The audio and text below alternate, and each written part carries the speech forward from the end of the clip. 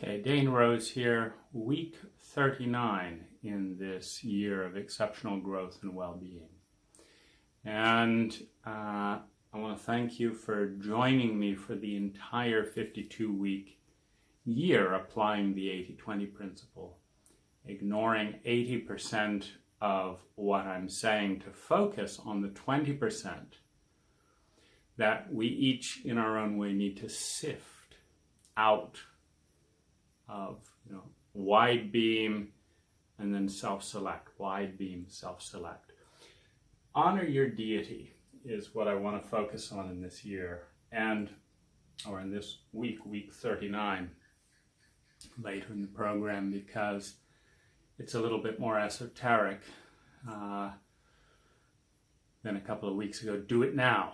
But let's look at the potency, because it's very profound what can happen, what these series of thoughts unlock and make possible within the field of our human experience.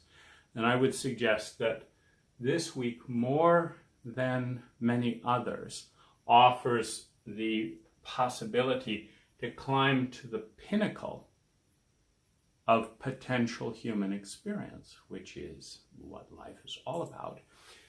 So the first thing I want to start with is, let's actually just say hello.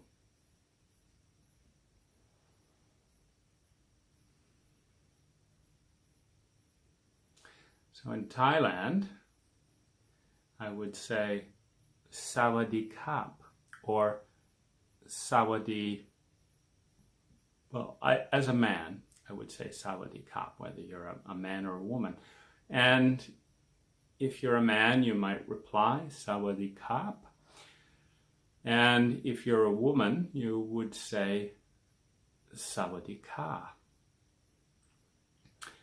In another similar gesture, I want you to think about what this gesture is. It's a ritual that combines the right brain and the left brain in equal balance,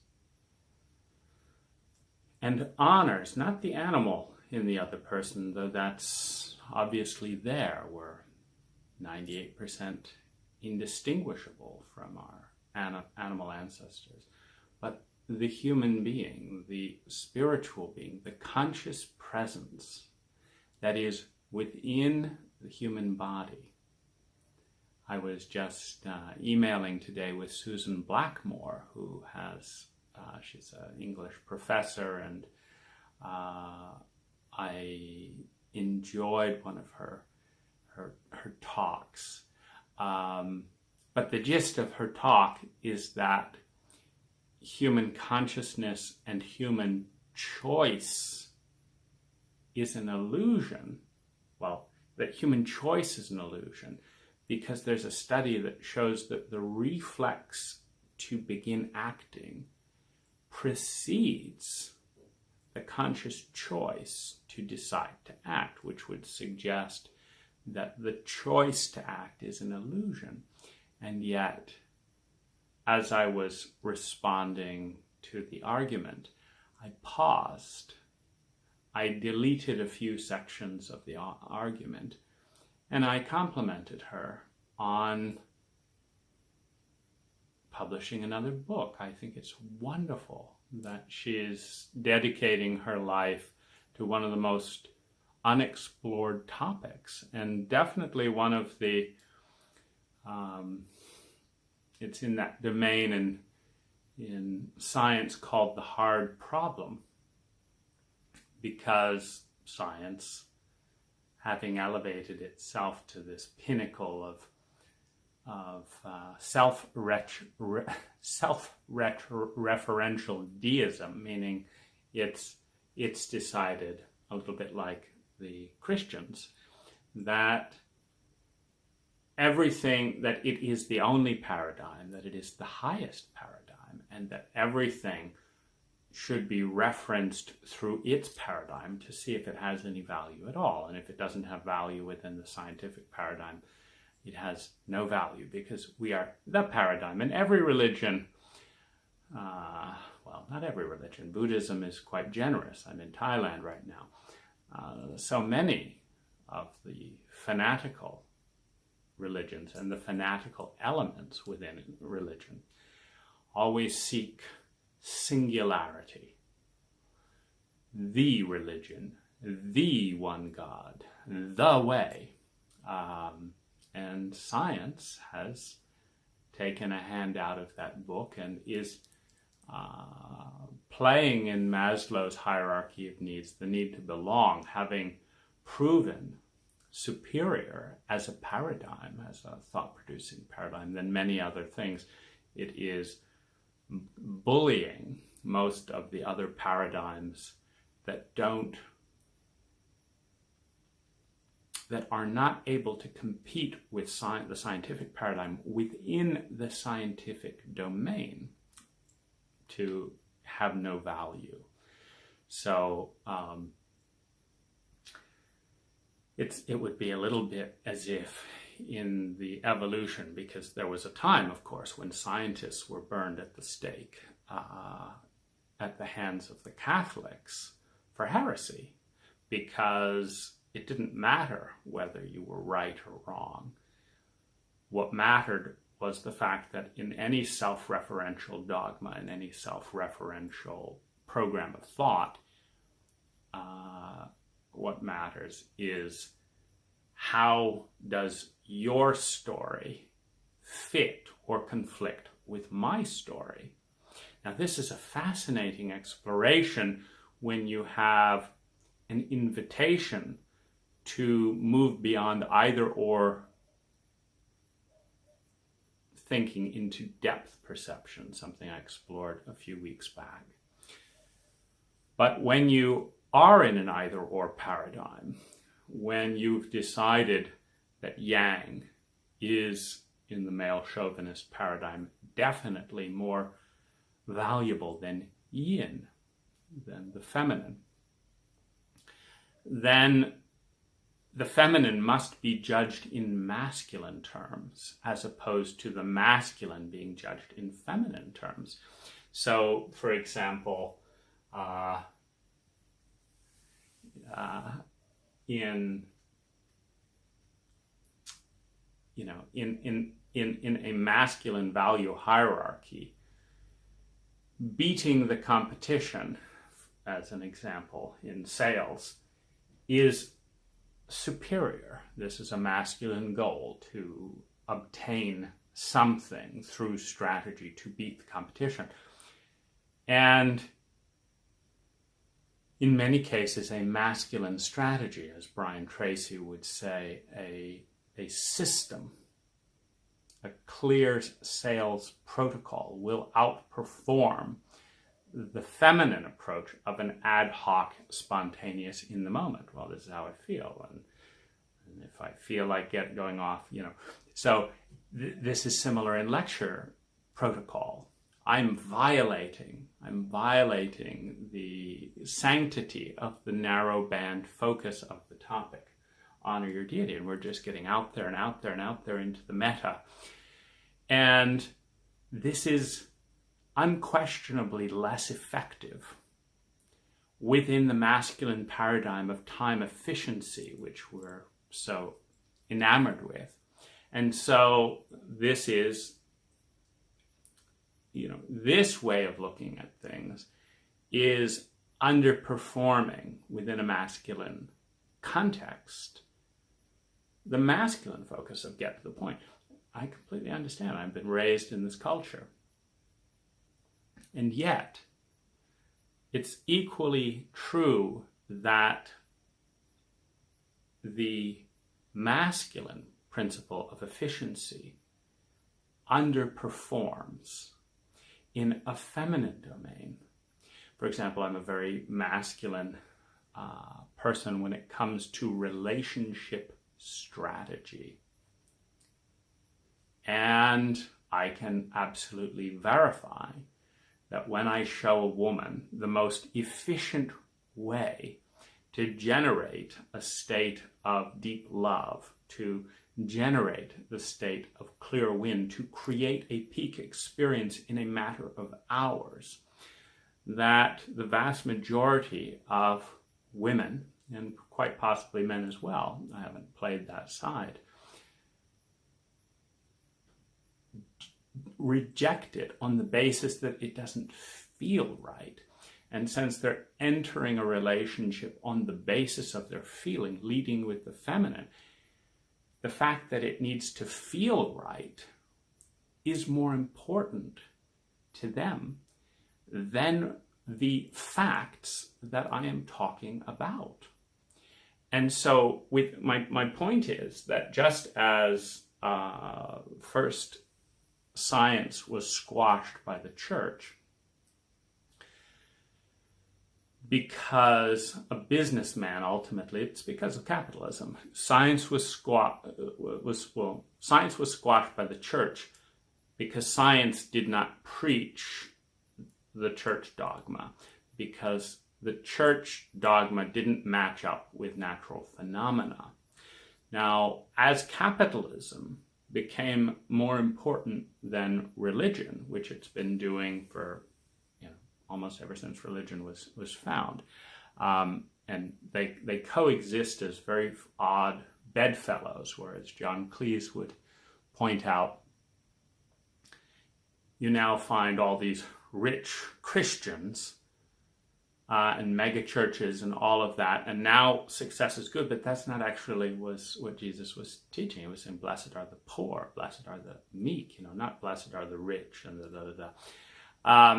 And so there's this there's this interesting paradox. But capitalism is more effectively created in a paradigm of science than in a paradigm of religion. Right? First of all, the church says, don't be materialistic, so don't buy that BMW, think of Jesus. Well, BMW isn't going to make any money with that paradigm. Nor is the Christian salesperson selling the BMW going to make any money. And so money, first of all, gets elevated above religious experience, in part because the religious experience for the majority is so shitty.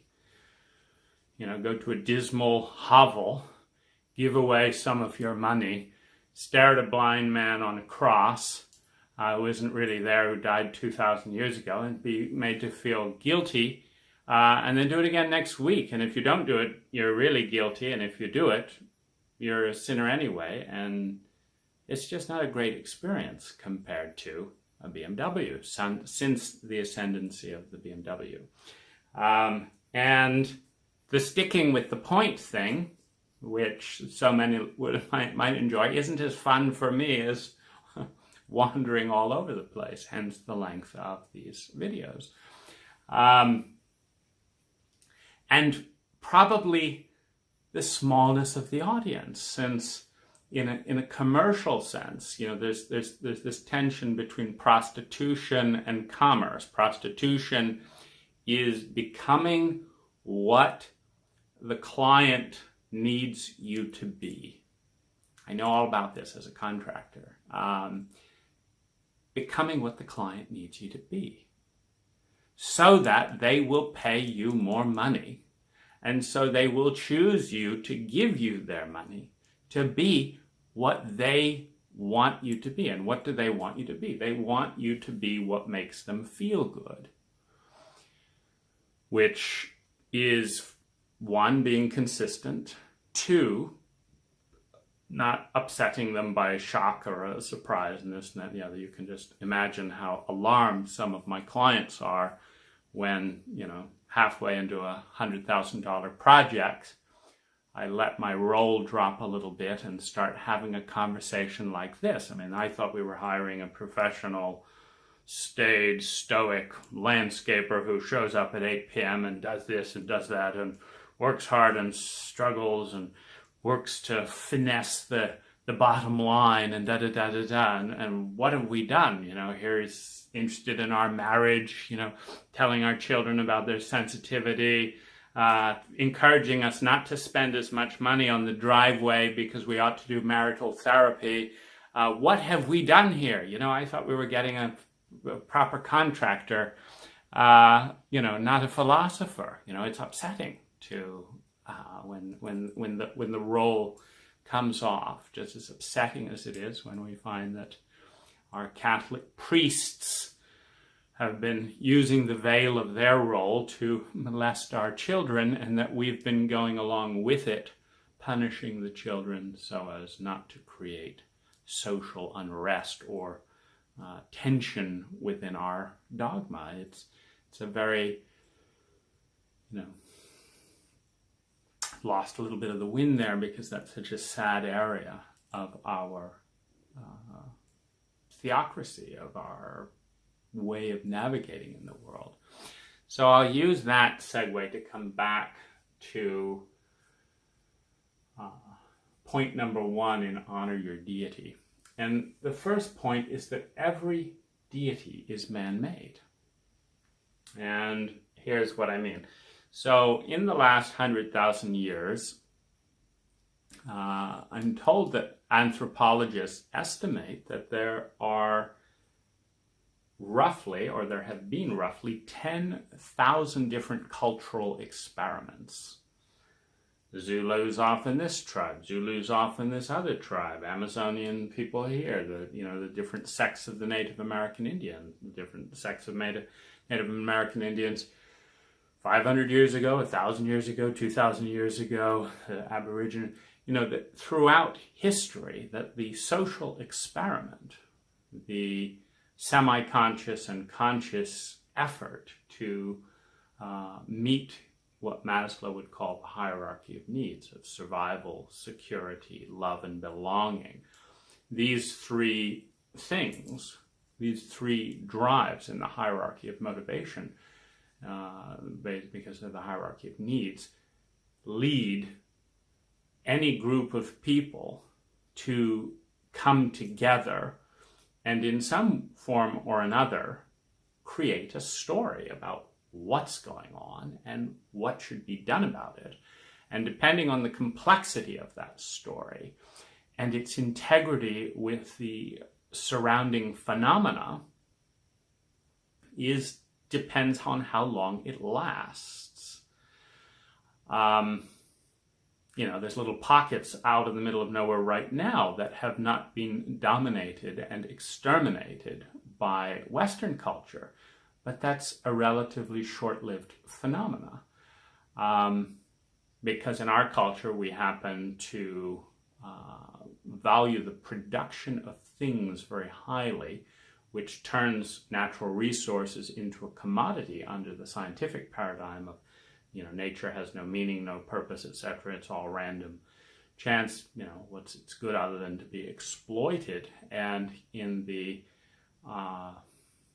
egotism and egoism of particularly the American cultural overtone, it's all up to you.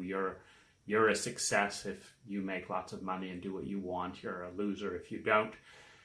This creates a competition in the culture to go out and exploit as many natural resources as possible. And that competition, fueled by shame and sex and rewards and media and attention and all that, is leading this mass excursion across the globe into every known part of the planet. And so the 600 languages and going down that remain, are being consumed by this behemoth of a culture, which creates a certain problem, because in the ecological framework of things, if you become too efficient at growing and consuming resources, this goes back to the Hitchhiker's Guide to the Galaxy, where the wealthy, I forget what the name was, planet that made custom planets for the rest of the galaxy, grew so big that they consumed all the money of their customers. So they had no customers left, so they went into indefinite hibernation. And so in that if we can imagine a beast slowly growing, doubling in size, every 6 months, and then consuming the resources of all that is, including ultimately itself, in order to keep growing. At a certain point, its exponential growth consumes more resources faster than they can be located or generated, particularly if we're staying single planet. And, there's no people to rescue and translate into Christianity if the whole thing is Christian. So then it implodes on itself. It's because the deity that is the rescuing deity, that part I need to go out and rescue. Well, how can you rescue people if they're already rescued? So and you need to invent, something within your, and then, so you have giant phenomena that are going outward and consuming everything else, ultimately turning inward and consuming themselves, because that's all that's left. Which is why a round table approach of actually understanding that we need our enemy, we need our opposite, we need them to survive, as opposed to we need to kill them so that we can survive. Now, this is a very fundamental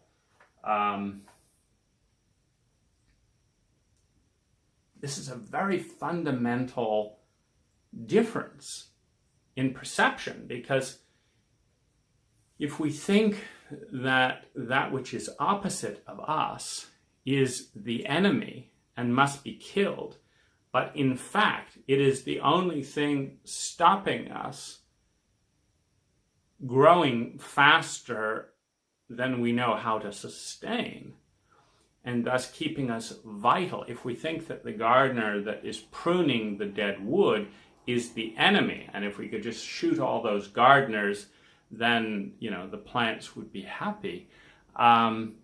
It's a big mistake, and it's a big mistake in thinking. And so that being an aside, a meta conversation, every deity is man-made. So let's say there have been, like the Indians have hundreds of deities, and just within a few languages. So if there have been 10,000 languages and 10,000 cultures that embody those languages, and billions of unique perspectives, the first principle in Honor Your Deity is to understand that every single deity is man-made. It is constructed within the imagination. And it may spark from a seer, from a shaman, from an ordinary person that has had a transcendental experience, a transcendent experience. This is where so many of cultures form. In all, I have had a vision. Moses on the mountain, Mohammed in his book, Buddha in his meditation.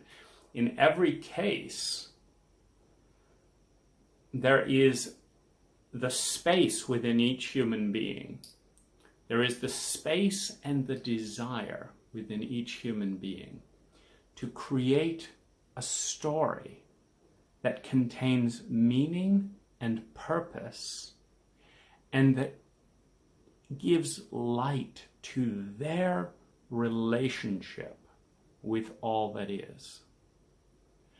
And every story that has been absorbed into that domain in the psyche that is desiring such a story has been given personally or indirectly as a story that sheds light on the meaning and purpose of our relationship with the rest of all that is. This is what is a good story. And a good story in the evolution of memes, meme, the simplest self-contained idea that goes out and competes within the minds of every other person to create meaning. That memes are born because they answer a need for the majority in a given environment more than anything else. So the meme of the great serpent that gave birth to the earth, Joseph Campbell in his The Power of Myth, The Hero's Journey, recommended again weeks back. This, just as an aside, is designed to be resting loosely on the foundation of the last 38 explorations, which build platforms that I touch on from time to time.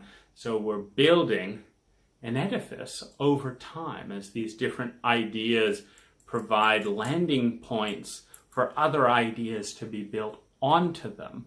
More briefly, I'm not reinventing the entire edifice every single time, but it's important to know it in that context, because the analogy gives light into what we would call the question of open source or open and closed systems, open source software and proprietary source software, open and closed systems, where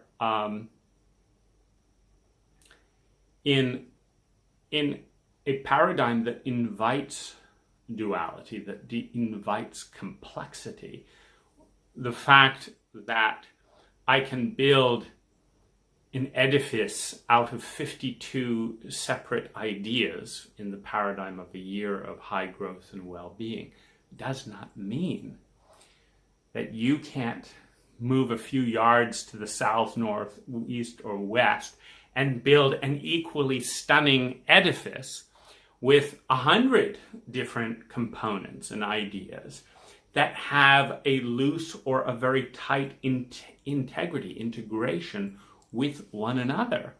And that the purpose of an edifice is not to establish supremacy, but to facilitate an intention, in this case, high growth and well-being. And so if it's doing that, if you are growing and soaring through the information that is framed within this edifice, it is an edifice that is serving you to the extent that it does that. And the exact same edifice gets in the way when another idea, another thought that doesn't fit.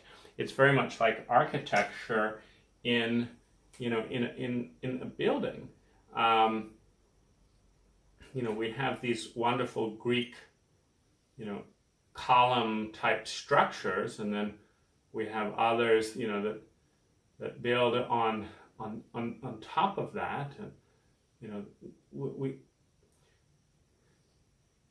And then you can have an idea that comes over here at this angle right here, and it doesn't seem to fit within this edifice, because it doesn't fit within this edifice. It doesn't fit at all. It would fit within an edifice that had support. And so it's not really about does this idea or paradigm over here fit with this idea or paradigm over here. It is about whether or not it has support to exist. Because if this edifice has integrity, this is held up by this is held up by these, this is held up by these, they all fit together. They're designed to be a synergy. It's an ecology. And this ecology can be an architecture form, it can be a thought form, it can be a song. And as long as it has integrity with itself, number one, as long as it has integrity with itself, that's where you get into problems of, Jesus saying, honor the meek shall inherit the world, You have all these obnoxious Christians getting rich and then turning, that around to how they should be rich, and not turning the other cheek and all that. So you start to, this is an edifice that doesn't hold together, meaning Mother Teresa, in her interpretation of the edifice and in her life, is living in more integrated integrity with her own chosen mental architecture. So her chosen mental architecture is matching her chosen physical architecture. It's not a comment on whether her architecture is better than somebody else's architecture. It's just a comment, on the fact that this little cherry blossom is in integrity with this little cherry blossom, and it's integrity in the fact that, many cherries have very dark bark, as do some plums, and so there is integration, and it is the integration, as we go up Maslow's hierarchy of needs, the moving from survival, security, belonging, we start moving up into self-realization and self-actualization, into the value of aesthetics. And aesthetics is all about integration and integrity. Integrity, integration, that's when the actions match the words match the feelings match the actions, because the words match the feelings, which match the actions. The way money is spent match the statement of how it will be spent. The past matches the future. It's not like, I was absolutely devoted to, Christianity for all eternity, and now I'm absolutely devoted to Buddhism, and now I'm a devil worshiper. Where's the integrity? Is it the fanaticism that is consistent to all three? But, you don't look at that with as much aesthetic admiration as we kind of love these stories of, I always knew I wanted to be a comedian, Jerry Seinfeld, and I always knew I wanted to be a comedian, and I did this, and since I was this, and this built to this, and this built, and the satisfaction of a story that makes sense. A story that makes sense, which, going back to the Christian and science wars, within the paradigm of somewhat covertly materialism and money and power ascending above the dogma and doctrines of Jesus Christ within a Christian paradigm, then as money and power take ascendancy in the hierarchy of values and daily choice motivations for Christians and non-Christians alike, as material wealth ascends in this exponential curve of material growth over the last 500 years, science has proved more effective as an edifice for facilitating financial gain than any other story told to date. Science has solidified itself. Once you establish materialistic gain as the top deity, then the tool, the support that makes that most efficient becomes the top paradigm. So you have the top deity, material gain, and then you have the top support for that deity of the throne is rationalist, reductionist, materialistic science, which has facilitated, unquestionably, more technological evolution than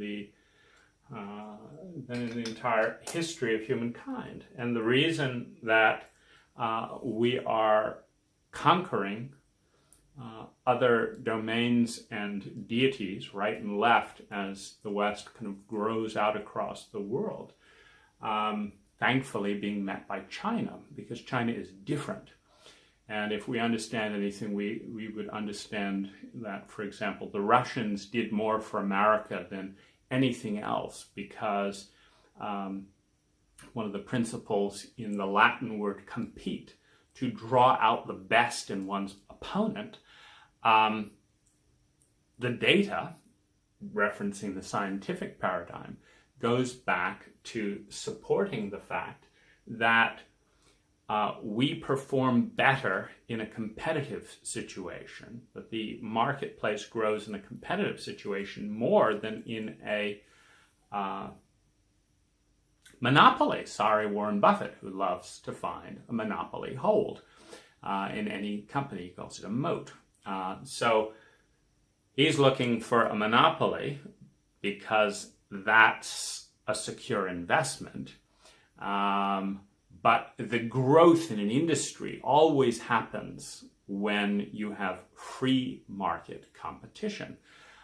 The growth in a team. I mean, imagine how well the average basketball team would do if they never played another player and they always won because there was no other player, and all they had to do was see how many hoops they could throw into their own basket in the allotted time. And so they would, of course, the most efficient thing you could possibly do would be to find the absolute tallest person, be a little person below. Most of the team would sit around and do nothing because that would be more efficient, right? And so they would just throw the basket in and fast, and this would get really boring pretty soon. And so, of course, nobody would watch it. There wouldn't be any funding for it. The sport would deteriorate, and the only thing that could possibly resurrect it would be, at best, if they were keeping score around how many baskets the other teams who were playing themselves, and throwing in and out would do. And so competition, the word compete, to draw out the best in one another. The Russians have been helping, particularly the American military, which, thank goodness, gave birth to the internet. There might not be an internet without the Russians. To prioritize in this hierarchy of needs survival and security. It tells us that we're a very traumatized culture when you look at the extent of the military budget, because military spending only makes sense when you feel that your security and survival is not fully solid on some level. You don't waste money putting locks on your doors if you have zero concern of anyone violating your boundaries. Who wants to open a car lock? Who wants to unlock a lock? Who wants to add locks to every door? Who wants to do security? Who wants to do security? It's a complete, who wants to build walls? If everyone will honor all of our boundaries, all we have to do is think them in a telepathic framework where I need this amount of space to protect my state. Go back to last week, to control your state. I need this to protect my state. And so please don't make noise within this boundary because that will protect my state. Please don't pick my favorite apples because I'm counting on my certainty in the future of tasting that ripe apple and fitting into my paradigm of my homegrown organic garden farm, which makes me a this, which helps me feel like this, which controls my state like this, so don't do this and do this. And if people would just get what I think, get my story, get my needs, and respect them without the need for walls, security cameras, laws, prisons, police forces, militaries, military boats, military armament, blah, blah, blah, blah, blah, attack drones, this and that and the other, then we would free up, literally overnight, more than 40% of the entire world's energy, which is currently being spent on one level of defense, personally, interpersonally, globally, internationally. More than 40% of the entire energy spent and consumed, including resources of all human beings throughout time, is defense. Defense. Against what? Against losing control of our state, number one, and having lost control of our state, number two, losing ground in that loss of control to our state, feeling traumatized. And then going back to the low point in Maslow's hierarchy of needs, I will do anything at all to feel that I can survive, and then I need to feel secure, which means certainty, which means reestablishing control of my state. So every single military expense, from a car lock to rolling up the windows so that nobody can reach in and steal your stereo, or to putting your wallet in your back pocket, where's my wallet, to protecting your cell phone on this different crypto, this, that, and the other, to security, to the lock on the bedroom door, the lock on the home door, to the security camera, to the guided nuclear missile, to the nuclear bases around the world, to the black sites where we're torturing, suspected terrorists, just people that are causing us anxiety. When we cause them terror, we're not terrorists, we're what? A democracy? When we cause them terror, we are fighting terror. And when they cause us terror, they're terrorists. And, so we have to have black sites because we don't like looking at what we're doing that is not consistent. We've got structures in our edifice that are crumbling that do not fit in with our own structures. So much like the Christians going out and trying to be rich Christians because it's more fun than trying to be poor and meek to inherit the earth and turning the other cheek. It's much more fun to have revenge and feel like we have power because then we have more control of our state than just wondering how many slaps in the face do I need to have before I'm a good Christian and can feel, well, what do I do? Feel better every time someone slaps me in the face because then I turn the other cheek, So when we can get through all of this, rubble, the bottom line is we're spending a lot. We're spending a lot on defense on all levels of humanity because we're trying to control our state. And of course, that brings into the question, when, and we honor our militaries, we honor the warrior in the circle of self, in the circle of deities. I believe the Romans, what was the sun god? I learned it in school. Mithras, the Roman sun god, and the god of war. Why did the Romans deify the god of war? Because their deification of that god enabled them to because Mithras had certain qualities. So the first thing is that every deity is man-made or human-made. The deification of man relative to women, which exists in a lot of current mythology, is also human-made. There is no external, super every deity takes place within the imagination, is woven together. The story of the deity, and I'm not saying that everything that's out there exists within here.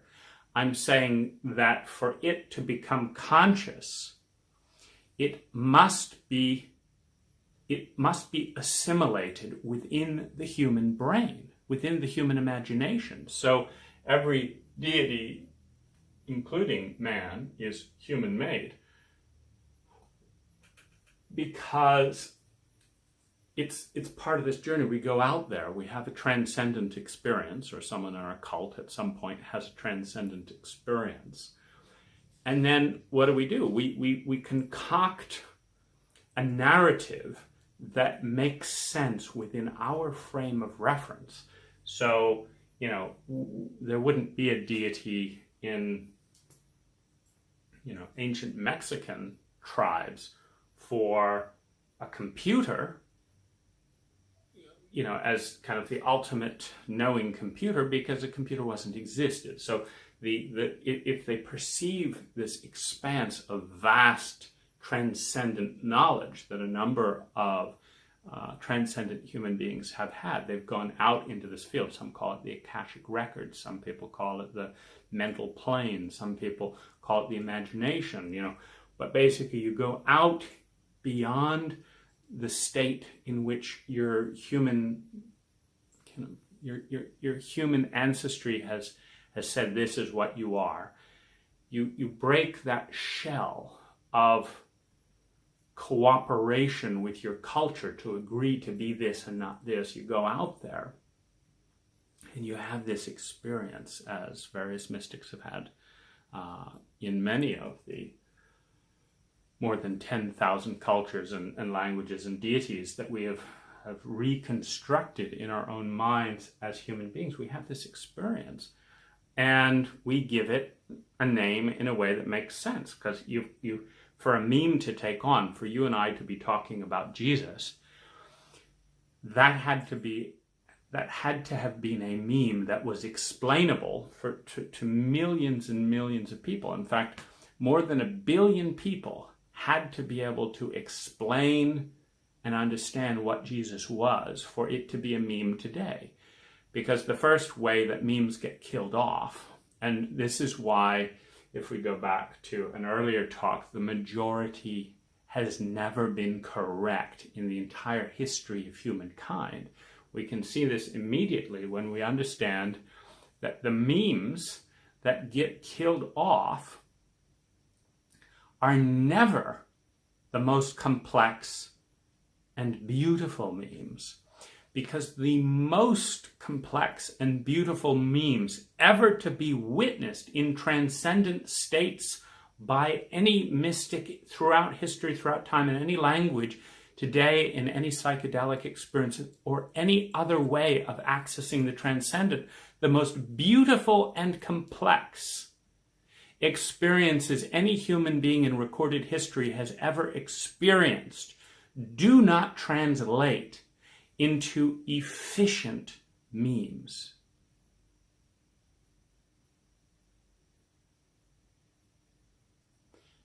So what survives? Dulled versions of that are more efficient are what survive. Because complexity requires more time in the human framework. Again, go back to the creation of time through smaller lenses. Complexity requires more time. To talk about this shape requires more time than to talk about this shape. And as we start layering in the 1,000-petaled lotus,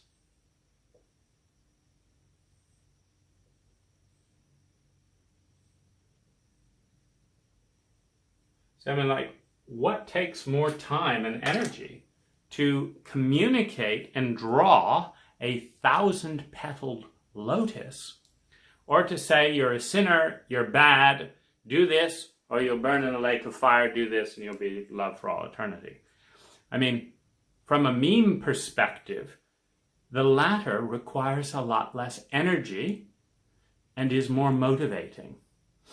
So you're plugging into Maslow's hierarchy of security and survival, which is where a great deal of our cultures on the planet are at. Because shame is traumatic, because we are in deeply shame-based cultures, because we are in very uncertain cultures where many of our young people do not expect to survive in the next 20, 30 years, we are in a trauma-based culture. And so what is going to motivate people to participate in meme propagation is things that are low on the needs: survival and security, and belonging. And, if all I have to do is believe I'll be burned in hell, and then I get loved and supported in my church, versus I don't believe I'll be burning in hell, and then I get sneered at and jeered at. And like, my sister was sold a car for $1 because she's cute and she's a poster child for her radical Christianity. And I had to hand it to her. It's like, my beliefs are much more cumbersome. She doesn't have to sit and make recordings in the middle of nowhere and figure out, and she doesn't have to think. And I mean, this is hard work. It's hard work. And there's only one payoff that makes it worth it. And I would call it transcendent beauty.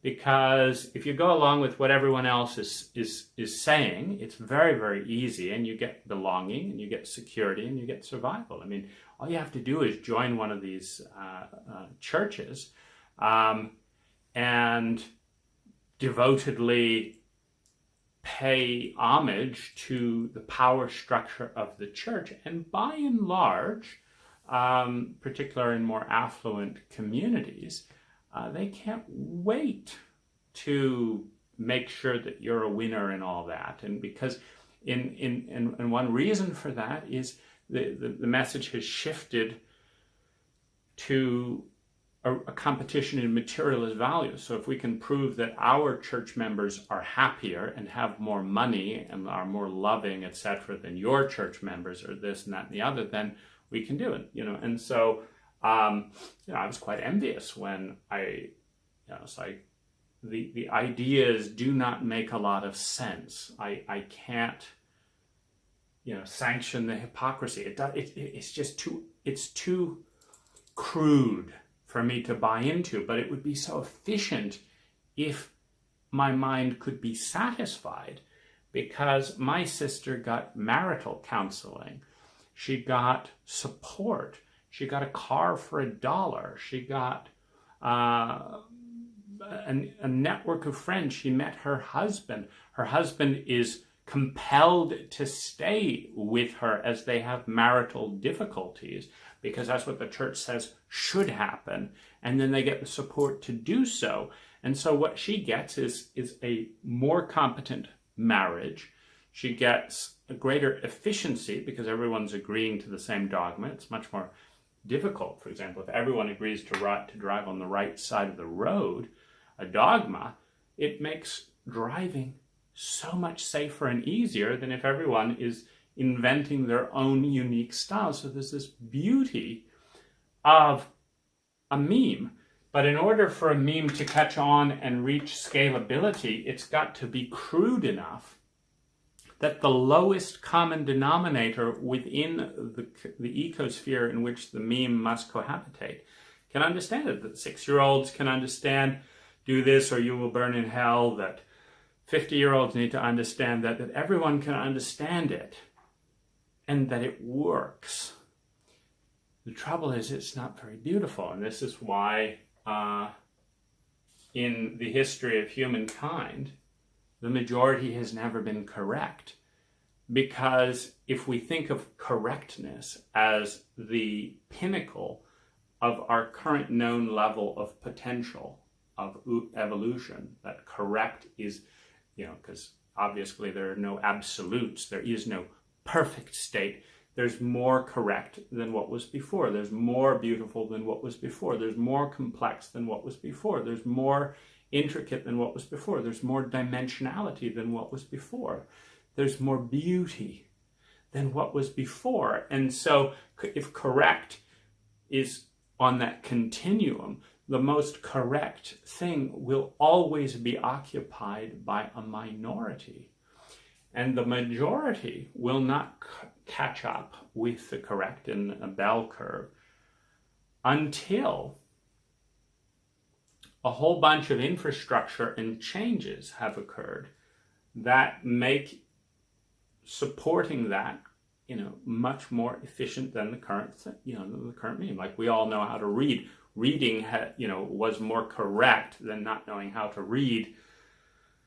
And that's been the case for the last 20,000 years. But it's only been in the last 500 years with computers, with printing presses, etc., that the correctness of the technology of reading has burgeoned out. And so let me just pause here a moment.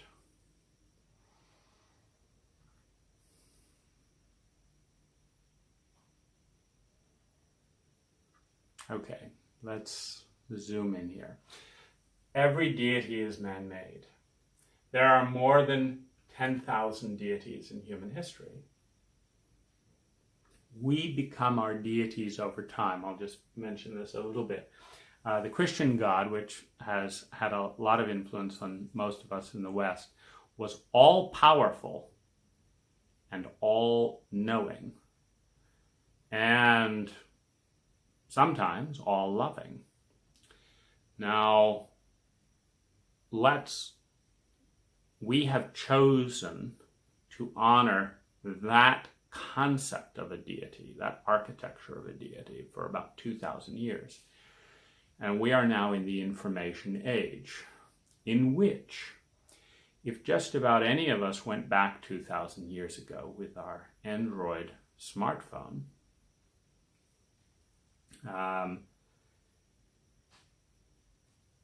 we would be viewed as gods because of Google.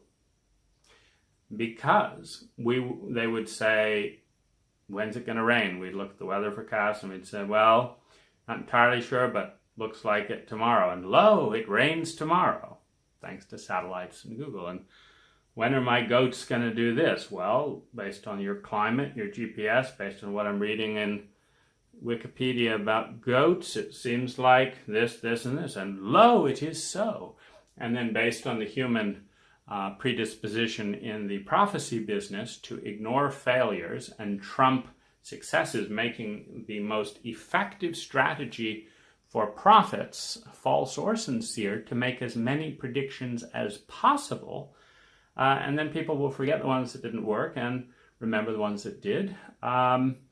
Because the need for certainty, and in Erich Fromm's book, Escape from Freedom, the need to feel like someone else is in control is attractive for our sense of safety and security, which is what most of us are dealing with. And so we will go along with that. And I'm digressing. The point is, we have become the all-knowing, all-powerful God. Meaning, I think you and I alone, with a smartphone, but definitely as a culture, throw in nuclear weapons and all that, could travel back in time and could convince just about anyone that we were God. Because having decided that God is all-knowing, all-powerful, and then introducing an individual that is 1,000 times to 1,000,000 times more knowing. I mean, Wikipedia is 1,000,000 times more knowing than any individual 2,000 years ago. Because a lot of that knowledge has been invented in that time. So if this is if this is,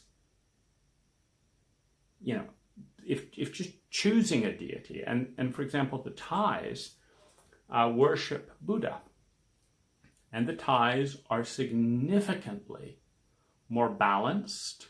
I'm in Thailand right now, and this is why I'm here. See, because the worship of knowledge and power, my American colleagues are fanatically worshiping knowledge and power, knowledge and power, knowledge and power, money and news, information and money, information and power, knowledge and power. This frenetic, exponential growth in knowledge and power without bringing in the feminine, without bringing in love, without bringing in emotion. In our male chauvinistic bias, we've considerably tuned down, the love aspect of that triad. And we're not studying love in high school. We're studying knowledge and power. We're not studying love in college. We're studying knowledge and power. We're not studying love in business. We're studying knowledge and power. We're not studying in our sports, knowledge and power. How to win, how to beat, how to be the top. We are studying knowledge and power. The Thais are studying equanimity. And so they are significantly more beautiful human beings in their smiles, their massage, their presence. And this is in a self-referential system, as with science, etc. So, religion dissed science. Now science has excluded all religions. And basically said that the only religion that even should be considered is, for example, Buddhist monks are granted superstitious leniency if their meditation shows that they can affect their brain in a brain scan. So in other words, if a belief, if a human state can be demonstrated on the crude, limited, and often obscene machinery of today's science, it is granted status as a sub-deity, with science as the real deity. And, these idiotic monks, they may be idiots, they may think in some Buddha da-da-da, but by golly, they accidentally discovered that they can change their brain chemistry. See, it's not, we got to hand them that. I mean, we're still the real science. They're alternative, right? Alternative.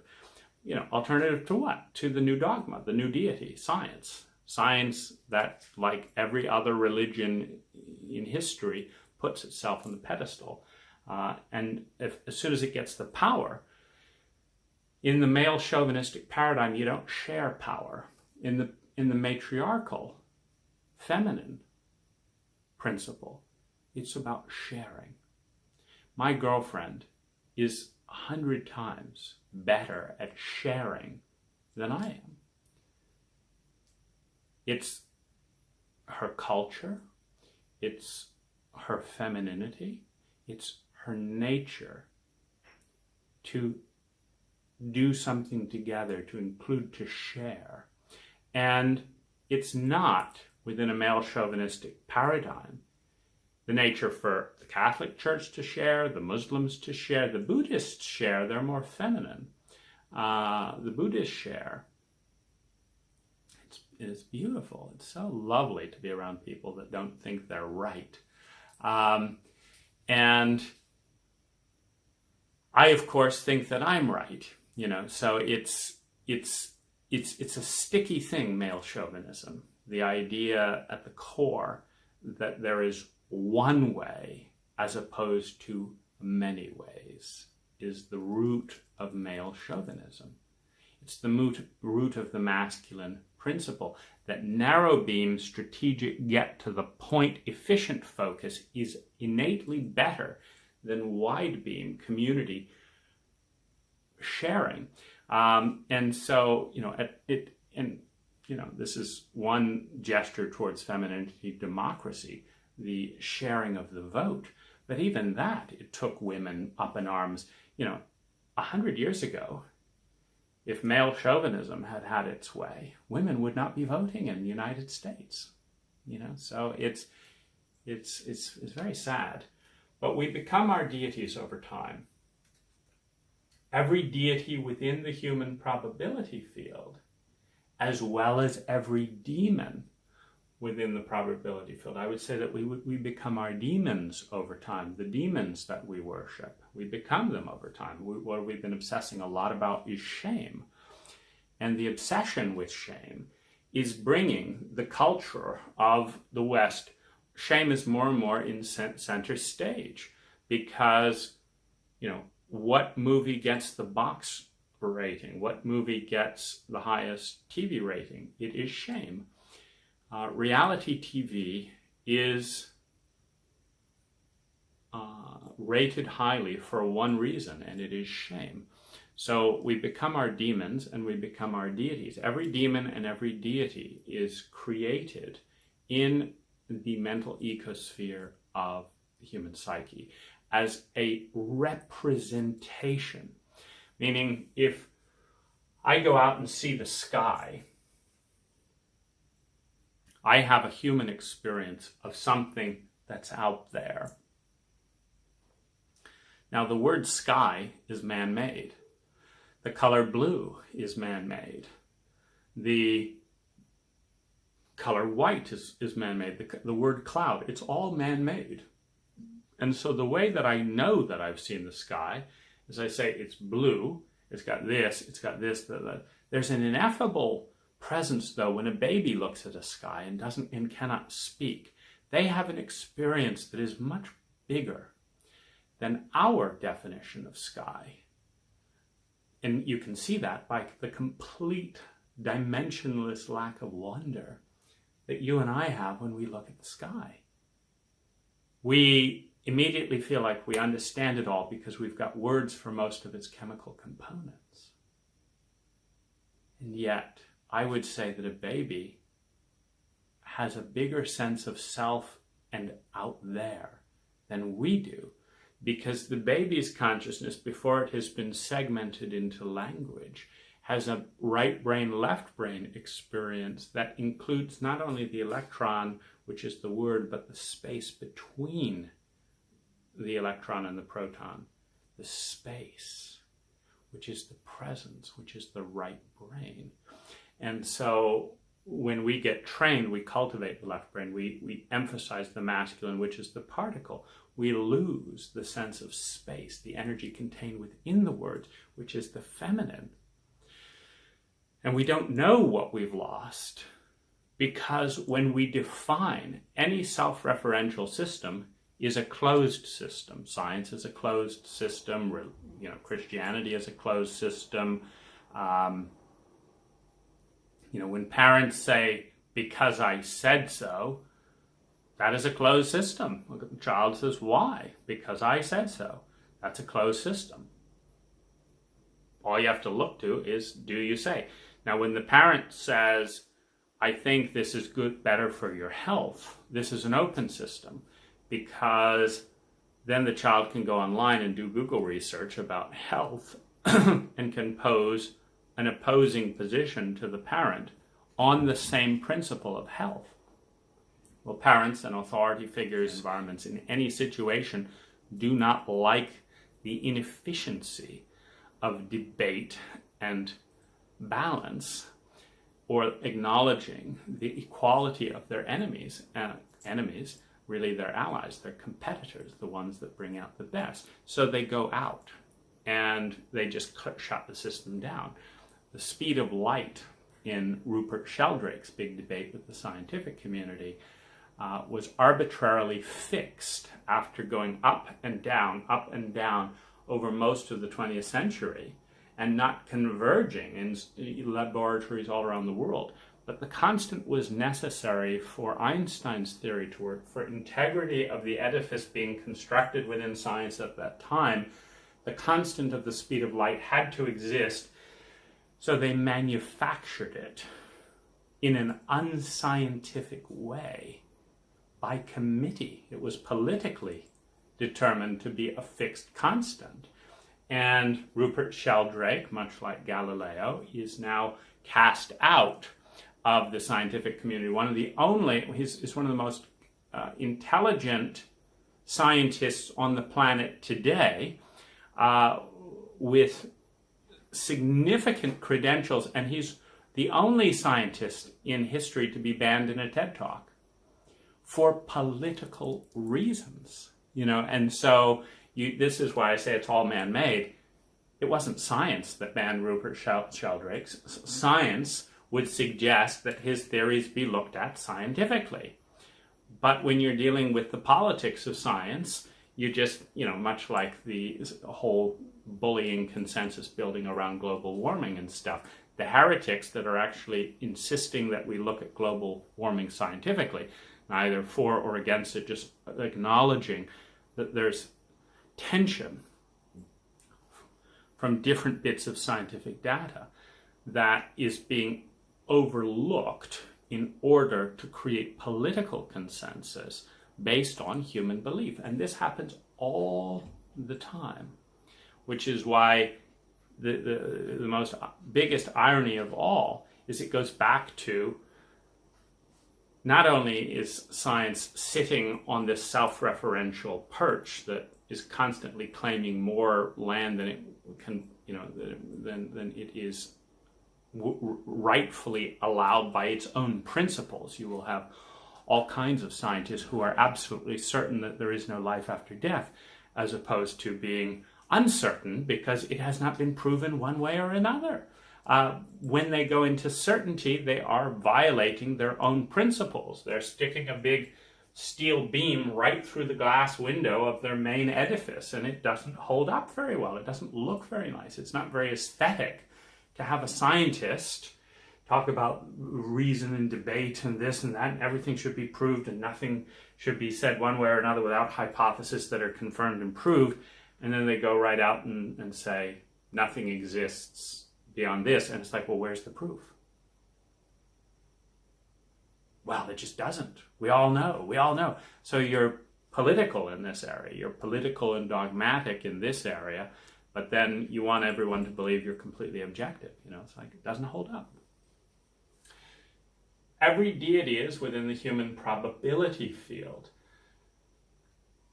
In order for the human mind, so what I'm suggesting is that most of what is way bigger than can fit inside the human imagination. That the bit of the dimensional range of all that is in and out of space-time is, 99.99999% incapable of fitting within and being represented within the human brain, because if you take the conscious field in a given area, like let's say that our human consciousness is this big in relationship to all that is.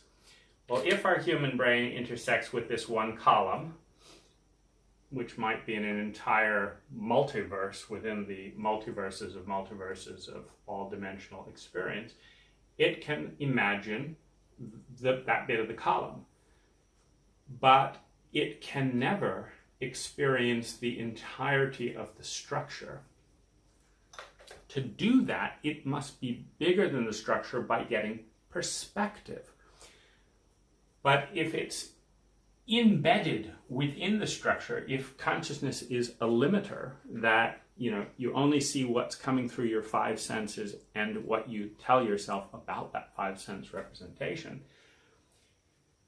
you will only be able to see a bit of the structure in time. So if you create the illusion of time and you move this little dot of consciousness around at different points in the area, you will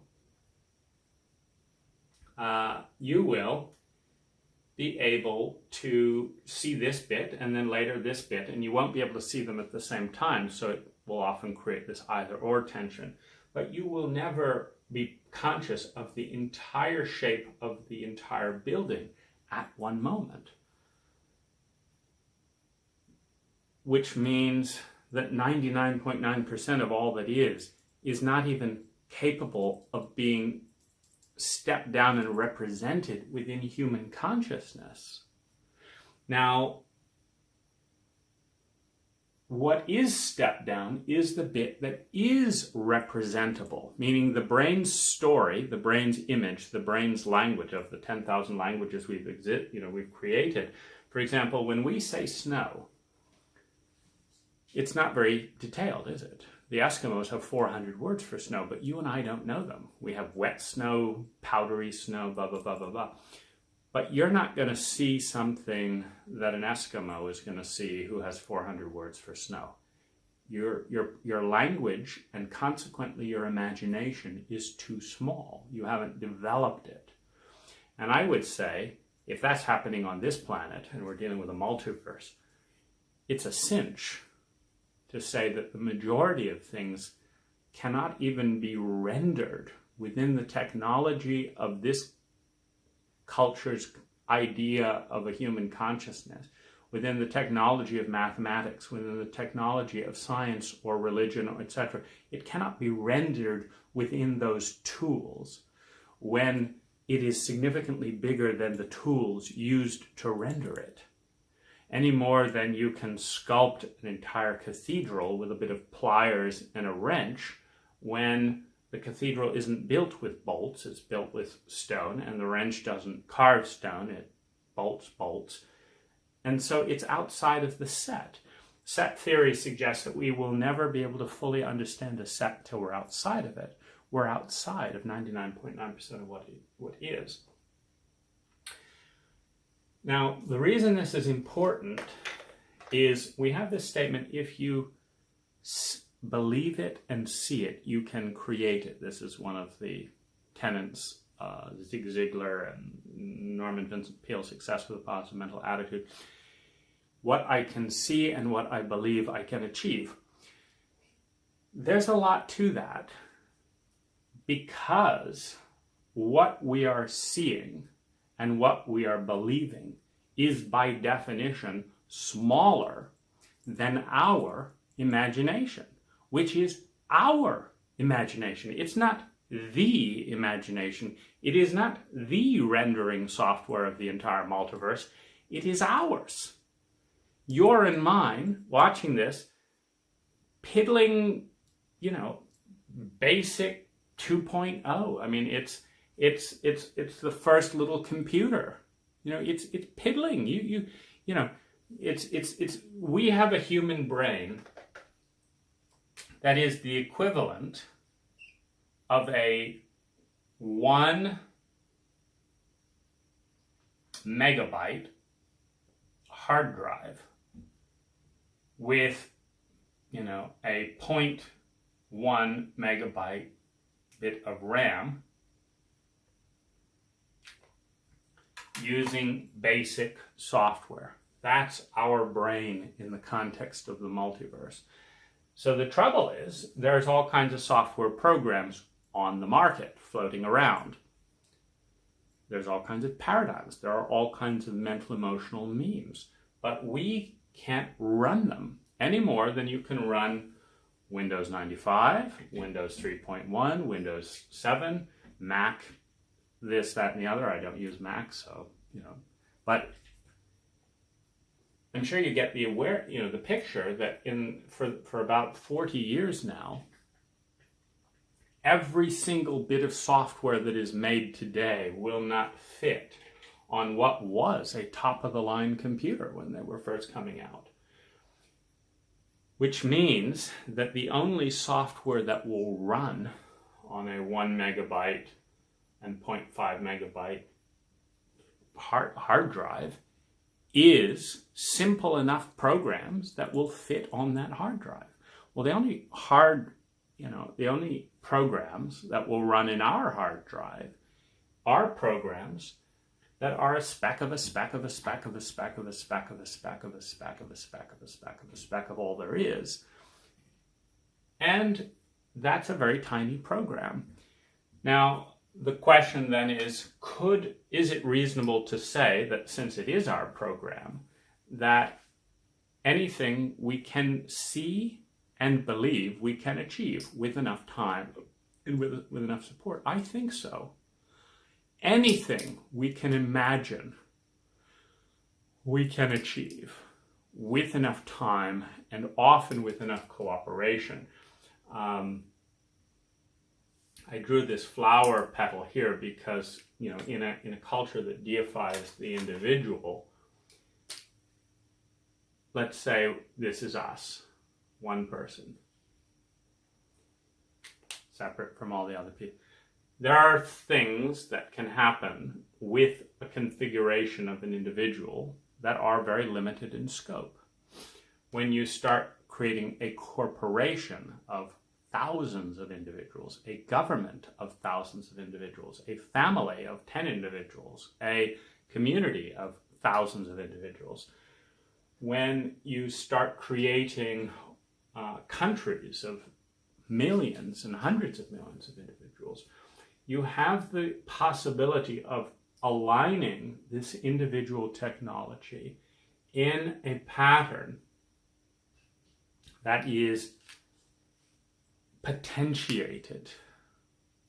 In the same way that if we take this 1 megabyte computer and 0.1 megabyte RAM, and we start linking them in what we're doing with AI is creating neural nets. It's a linking of tiny things and tiny things. You look at the potential of what Google has enabled, and Google, if you read the biography, has some of the cheapest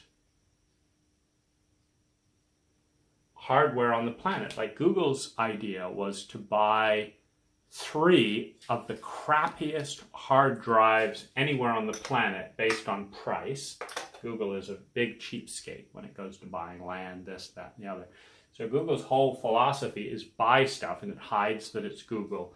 And it buys, waste stuff, the cheapest thing you can possibly find, and then builds in redundancy. So it buys 3 of them. So what Google found is that it could buy 3 crappy hard drives for less money than 1 great hard drive. And the probability field is that if and then you duplicate the information on all 3, so that 2 have to fail before, and what they find is that they can store more stable information for less money doing it that way than buying top-of-the-line hardwares, which also fail from time to time, but then they would have to buy 2. So they would buy 3 pieces of shit computers, and then they'd store all their data on it in these massive, facilities. So what we're seeing in this thing is the power of what's called linking tons and tons of limited resources in a way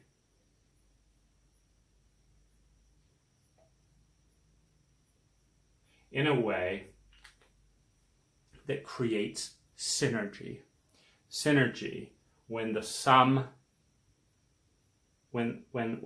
of the parts is more than the arithmetical, when it's a multiplier as opposed to plus. So what this basically says is that if we have 1 megabyte hard drive and another 1 megabyte hard drive, each with 0.1 megabyte of RAM, and we combine them, 1, 2, 3, 4, 5, 6, 7, 8, 9, 10, 11, 12, 13, 14, 15, that we're going to have a synergy, that what will be possible as software when all of these are linked together is more. It's not 14 times more potent and powerful than 1. It is exponentially more potent and powerful than 1.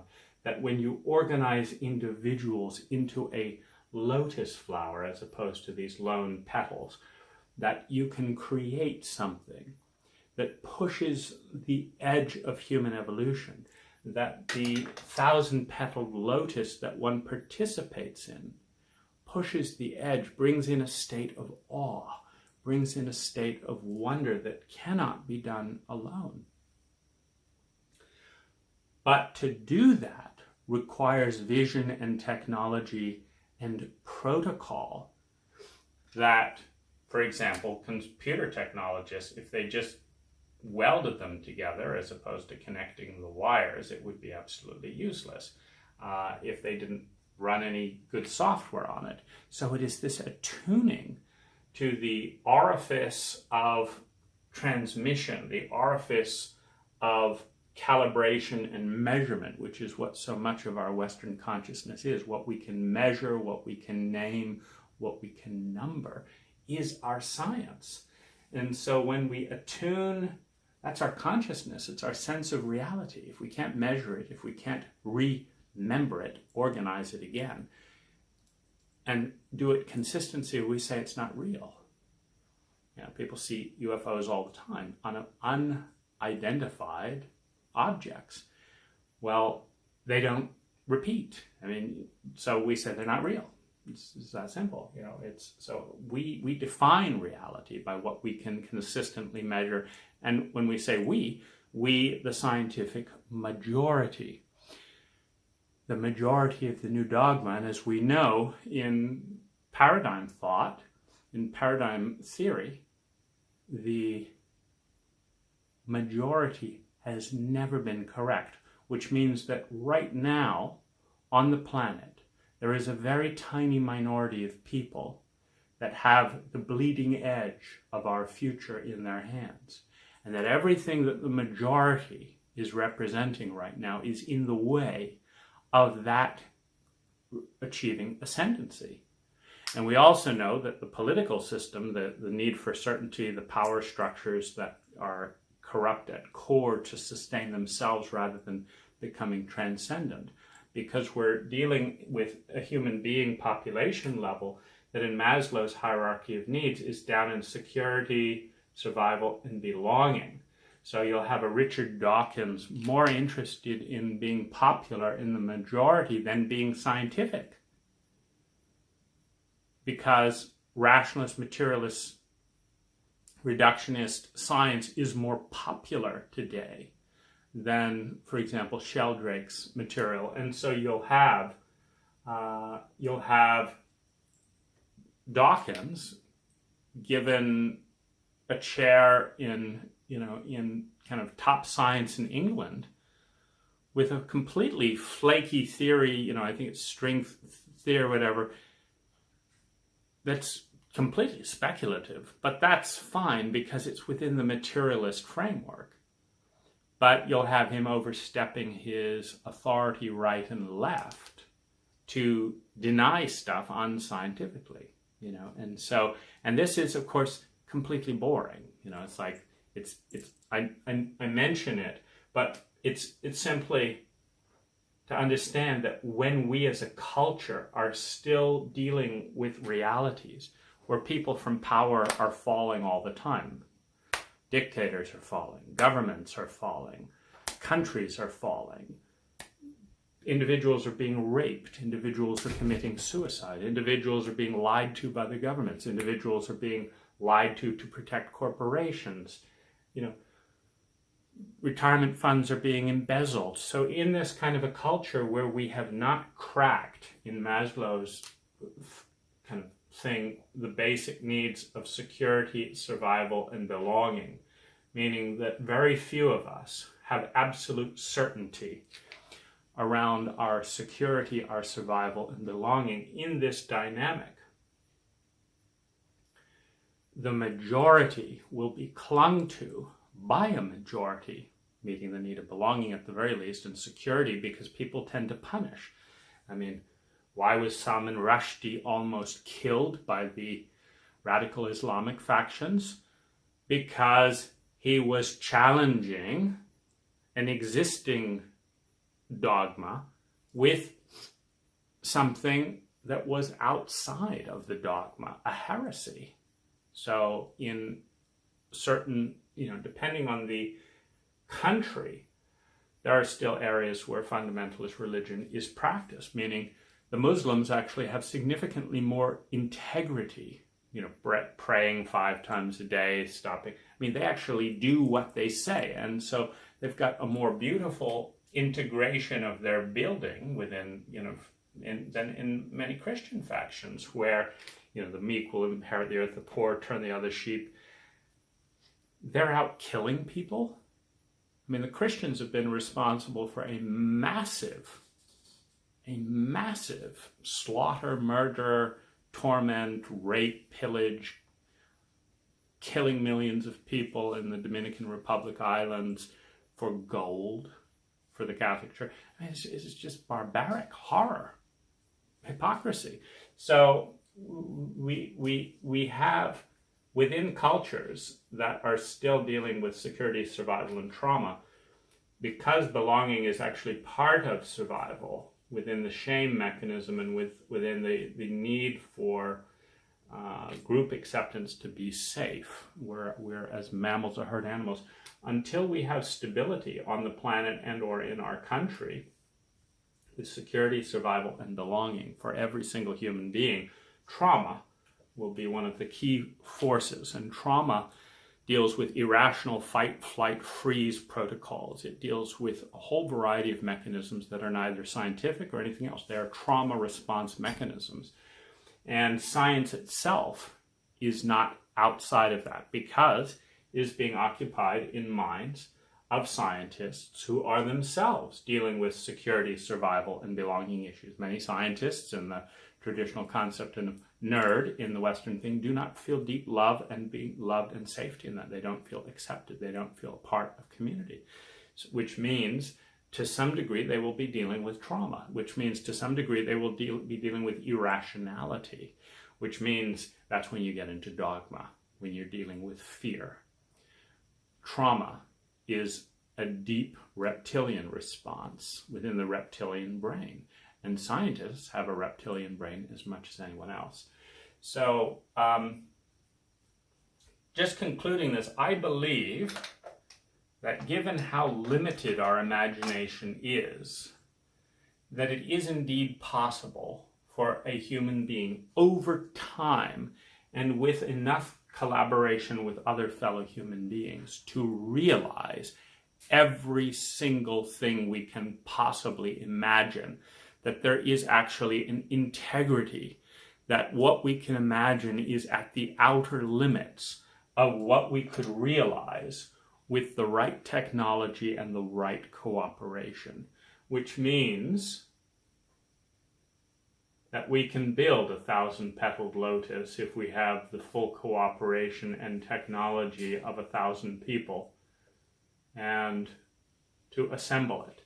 And that we can build 1,000,000-petaled lotus if we have 1,000,000 people in full cooperation with the technology to measure where the 1,000,000 people need to be in order to form that 1,000,000-petaled lotus. And this being, every petal of the lotus being an analogy of the individual, the flower being the synergy that is possible around that particular structure. And this is where Sheldrake's work on morphogenic fields is powerful, or the Findhorn community in Scotland with their work, which is in field theory with personalizing it, giving presence to deities, to divas, as they call them, that every pattern, that every field has a pattern, that every field has a consciousness, and that by consciously attuning ourselves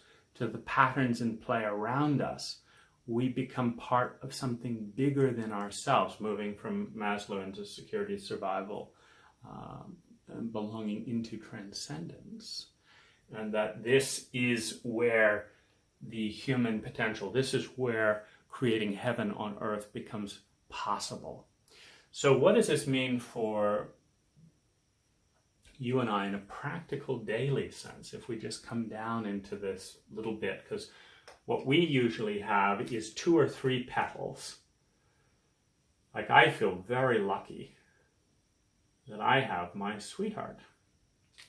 Because if you can imagine all the things that cannot be done with only one person. I mean, frankly, I have way bigger interface than that. I mean, there have been more than 1 million hours invested in the software that we're using right now. So we've got 1 million hours there. We've got more than 1 million people involved in the hardware that is implied in this frame. Meaning there is more than 1 million people that had something to do with developing the technology of aluminium, the technology of this, the technology of hammer drills, the technology of 3M. I mean, we're dealing with an ecology that implies millions of people. And that's powerful. But in the very personal relational ecology, I have my partner. And what we can build together, what we can create together, energetically and emotionally, is significantly bigger than what I can do alone. And this is reflected by the fact that she has grown 3,600% in 18 months, and I've grown 250%. She had a lot of low-hanging fruit,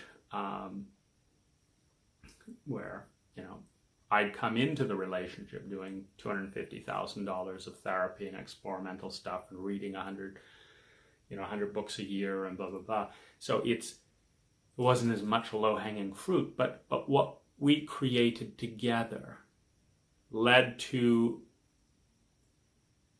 a transmutation of, because if you understand that within the human probability field is every demon and every angel and deity created an entire fabric of humankind, because it's all come from in here. Meaning the energies are out there, and then we distill it down, the bits of the energy that we can see, the bits of the energy that we can feel, the bits of the energy that we can make sense of, which are very, very tiny relative to what's actually there. We bring it down, we bring it into here. And we partner with it, And so And then we pick the stuff that we like, all-powerful, all-knowing, and then we become it. In this case, over a 2,000-year period with focus on the West. Now,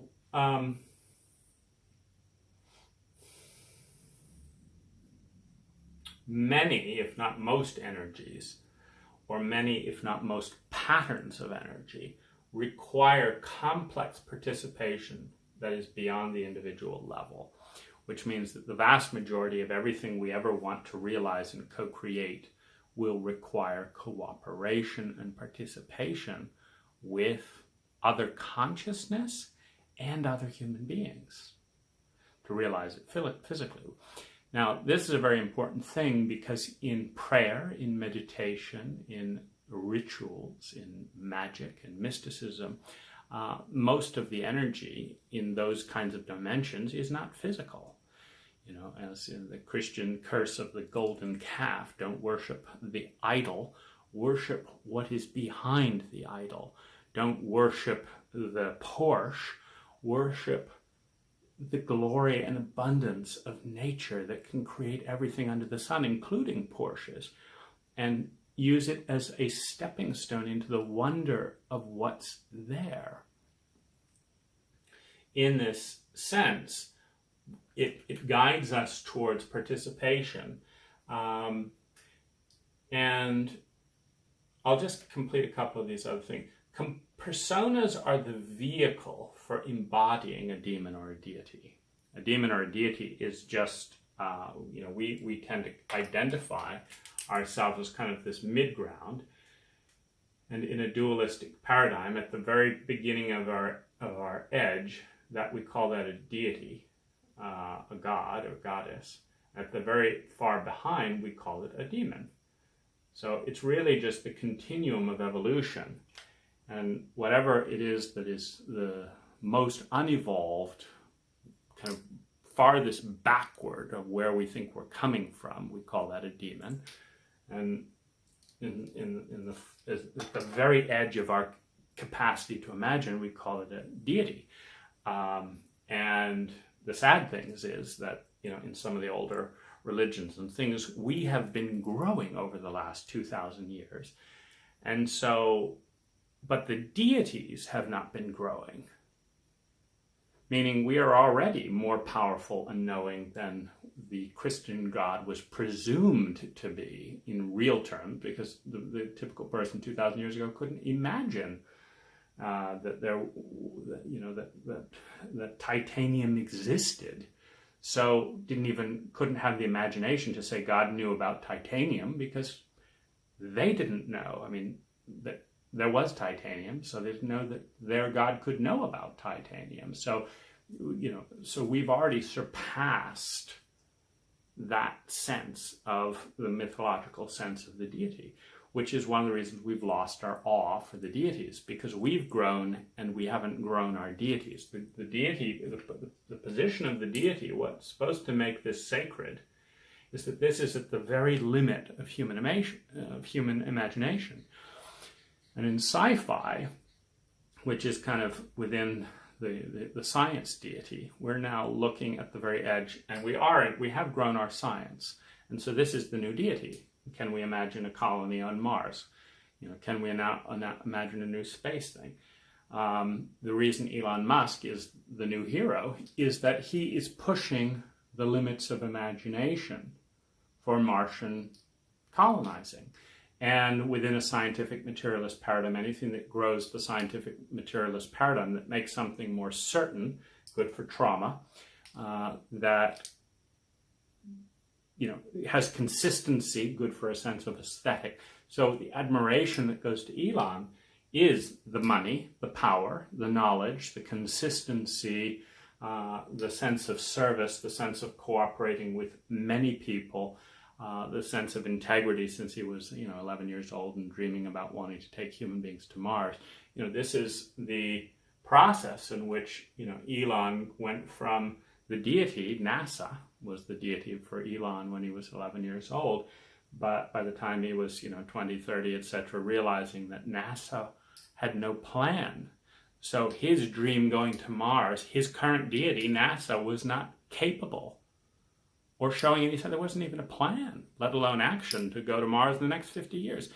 So he became his deity. Meaning SpaceX is now playing a bigger role than NASA on the mission to colonize Mars. And Elon became that deity for himself in 15 years. 15 years he became that deity. So time is speeding up with technology, etc. Now, what this leads to on a personal level is, one, know what your ideal is. Know your deity. Find the new point. Throw everything that you've ever seen and known out the window for a moment and find what you honor, what you will die for, what you find so beautiful and sacred you will kill to protect it. What just touches you at your core, what you will sacrifice yourself to become. This is the experience. What we're doing is jump-starting the kind of thought that is at the top of Maslow's hierarchy of motivation. When we've experienced enough security, enough survival, enough belonging, enough self-realization and actualization, when we've entered the self-transcendence through meditation, through imagination, through work, through flow in Mikhail Csikszentmihalyi's book on flow, when we've transcended ourself through psychedelic opening, through prayer, through discipline, through military, through out-of-body experience, through trauma, when we have transcended the ego, that what's waiting to come in is something that is so beautiful, so true, so complex, so elegant, that it resonates within us, that it changes us, that we transcend to be in service to it. Now, it is us. This is the thing. It is us. We have created every deity, but it is us at a probability level. In other words, that there's this field coming inward that is from possible to probable. So the possible is bigger. Well, there's actually a part beyond possible. I want to suggest that the real possibility, that 99.99999% of what's possible is outside of what we can imagine as possible. So if we can imagine, the entire solar system wrapping up and becoming a video game and becoming masters of all that, and working around in, simulation, this and that and the other. That's what we can see as possible within this little 1 megabyte thing. And if we pull together with all the other people thinking and growing, etc., we might get a sense of a bigger sense. But what's really possible is vastly bigger than our field of possibility. So we have what's possible, then we have what we can imagine as possible, then we have what's probable, and then we have what's actual. Here we are. Every single thing that we have become has required the sacrifice of what we were. There is innocence that is paid to know things. There is joy that is paid to grow something. There is time and money that is paid to grow something. And it's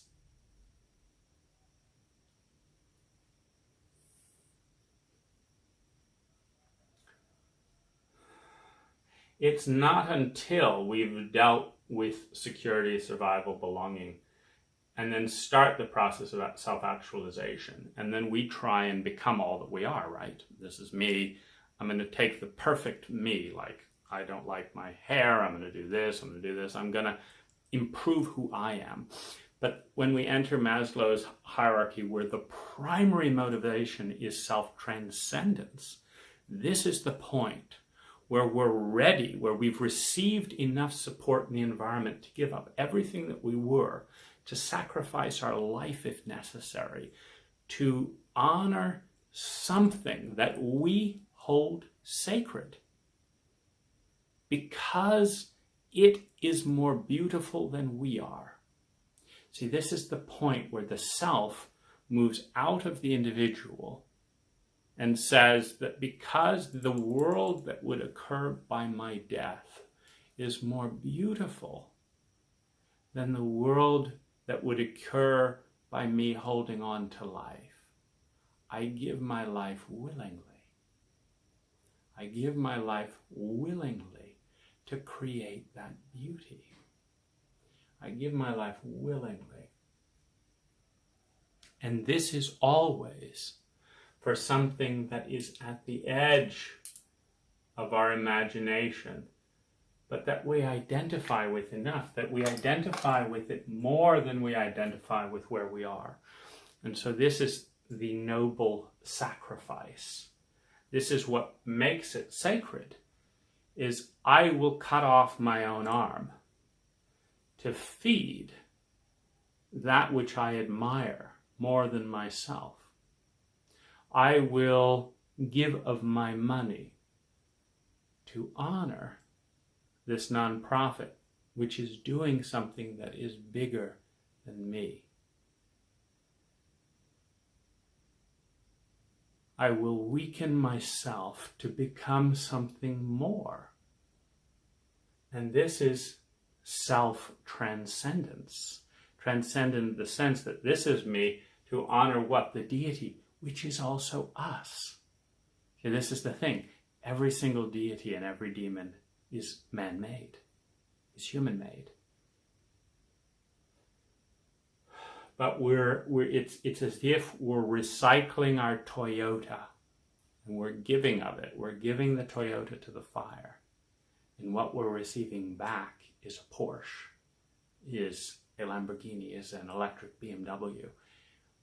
And the self that was the old Toyota, the self that was the old thing, is sacrificed with grief, with wailing, with trauma, with what am I going to do, where it's going to happen, because the true sacred is beyond what we can imagine. The true sacred is beyond, so we can't fully take responsibility. And so it's a very mystical honoring to go into that future and feed it, to believe in it. To believe in it. You know, the cryptocurrencies that I'm buying right now, I have no idea how they're going to make money, but I believe it's a sacrifice. Meaning, I would like to live in a world where there were less dollars regulated by the US government and more value contracts that were 100% transparent on the web. I believe in that. I find it more beautiful. So I give up my dollars to invest in cryptocurrency. Not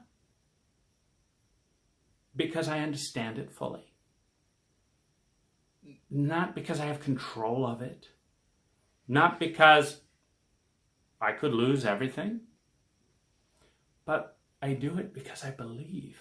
I believe in something beautiful. I believe in something beautiful, and I believe that there is a more beautiful world that is possible when more things are transparent. Which, going back to Einstein's basic question, yes, I believe that the universe is ultimately a friendly place. Because I believe in you and me. Look at what we're doing. You know, we could be doing any number of things for, quote, personal gain. Any number of things. We get all over the place. But we're here. This is touching me, and it's touching you. I believe in what's driving that we are more beautiful than we know. And we'll realize that as we become more and more of our deities. A lot of our deities are trauma right now in the culture. Materialism, self-centeredness and all that is a trauma deity. It's what keeps you alive when you're in trauma. And it's nobilized as opposed to nobilizing a culture that is free of trauma, which is a culture that starts leading towards transcendence.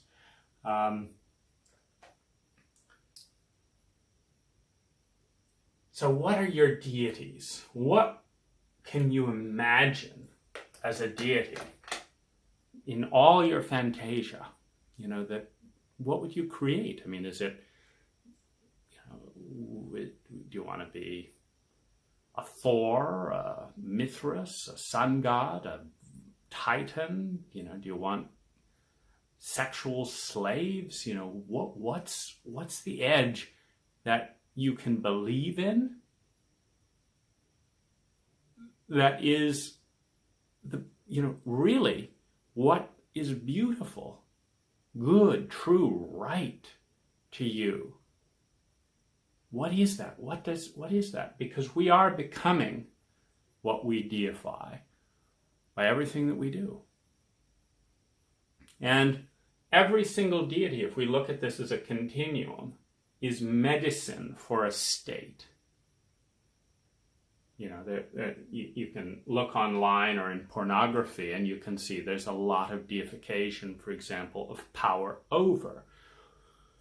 Well, this is medicine. That deity is medicine for powerlessness. So when you see someone deifying extreme expressions of power over, they're medicating them a deeply powerless state inside them. And this is the important thing to understand on the deification continuum, is that the line from demon to deity is one of time. It's a line of imagination and growth.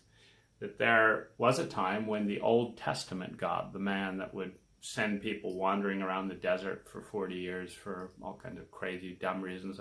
You think of that. Would that be you? If you could be anyone you wanted, would you get a kick out of having a people and then having them waste their time for 40 years? Would that do it for you? It's so inefficient. It's like, come on. You've got a people, why not, take it on as a project, like a company and all that, and see that everyone in the company is happy. It's just more fun. But it's important to understand that, quote, our demons and our deities are medicine for our wounds, for our inadequacies. When we grow up without enough attention, the deity is someone that has all the attention. Simple enough. You grow up, without having honor and respect for this, the deity may be, everyone has to do it my way and respect, Okay, it's perfect. We move towards balance. But after we heal the wound, see, there's the first level of growth is coping mechanism for our imbalances. So we've never been able to eat what we want to eat. The first step of growth is to be able to eat all that you want to eat. Well, then you make yourself sick on candy. You do this, and then you swing back, the other way. So you've medicated the powerlessness. Now you swing into, who do I want to be? Not as counterbalance to my miserable experience, but now as like the best thing that I can possibly imagine. So-and-so made me feel like an idiot. I have now made 1,000 people feel like an idiot. I'm done with that. Okay, let's move on. Now we can make people feel excited, now that we can collaborate. What's more beautiful than your current drug, your current medicine, your current deification, what you worship? If you worship looking good and looking sexy and all of that, meet the need, deal with it, deal with the wound, deal with it, with the crime and the imbalance and the hurt that's in there. But once that's done, at some point, maybe in this lifetime, maybe another, whatever, at some point when it's done, you've fucked as many people as you needed to, what's next? Where's it going? When all that angst and pain and obsession and all this stuff, if you can have it all, it gets boring. Except there's one thing. When you have complete and total power, when you have complete and total control of state and possibility, hurting other people gets very boring. There's one thing that stays ahead of all that, and it's beauty. Beauty. And truth is beautiful, and truth is good. It's beauty. And beauty is good. It's this sense of becoming. And this is why the end of every single human journey in eternity ultimately returns to that majesty of beauty at some point in the cycle. And upon reaching conscious mastery at that point of the cycle, stays there. Why? Because it's more fun. It's more fun. It is if you can pretend that you're powerless, sure, it's fine. It's fun to have revenge and blah, blah, blah. If you can pretend that you're powerless. But when you really get and you really see and feel with confidence, not fake confidence. I'm not saying I have this, not in the slightest. But when you really know, everything you think, everything you choose, it's there. Take yourself into a simulation paradigm. It's been one of the fun theories going around. A number of top tech guys, including Elon, saying basically that there's 1 billion to 1 chance that this isn't a simulation. That basically virtual reality is about 2 to 3 decades away from being so realistic that we could get lost in the virtual world and not remember that we could actually program into the program of the virtual reality that this world doesn't exist and that world is the only real world. And that with time management and the way that you can have 100,000 dreams in a given night and explore whole lifetimes is such that we will be able to, in a simulation, live 100,000 lifetimes more realistically than the lifetime here, more interesting than the lifetime here, and that we'll be actually able to do that, at which point many of us will forget that we're in simulation, and all of us who program into the program the importance of forgetting, for example, do a complete memory wipe and program a birth and then growing up and this and that and the other, that this in fact will be done, and it will be considered very efficient for the deity that is here to do it, because the proposition will be simple. You sit down in a comfortable chair, there will be absolutely no harm to your body here. You plop over your $10,000 and you will have 100,000 lifetimes. It's not going to take very much time. It'll only take 10 minutes in this time frame. But the way we've written the programs, the alpha, is that every single one of those moments is going to be completely real. And you'll be in dream time, not lineal time. So 100,000 lifetimes in 10 minutes. You can have anything you want. You can explore all of it. And whenever you're dead, you just come right back here. Take off the gear, and here you are. And you'll get to keep all that knowledge. You see, once we reach that point in 10, 20, 30 years from now,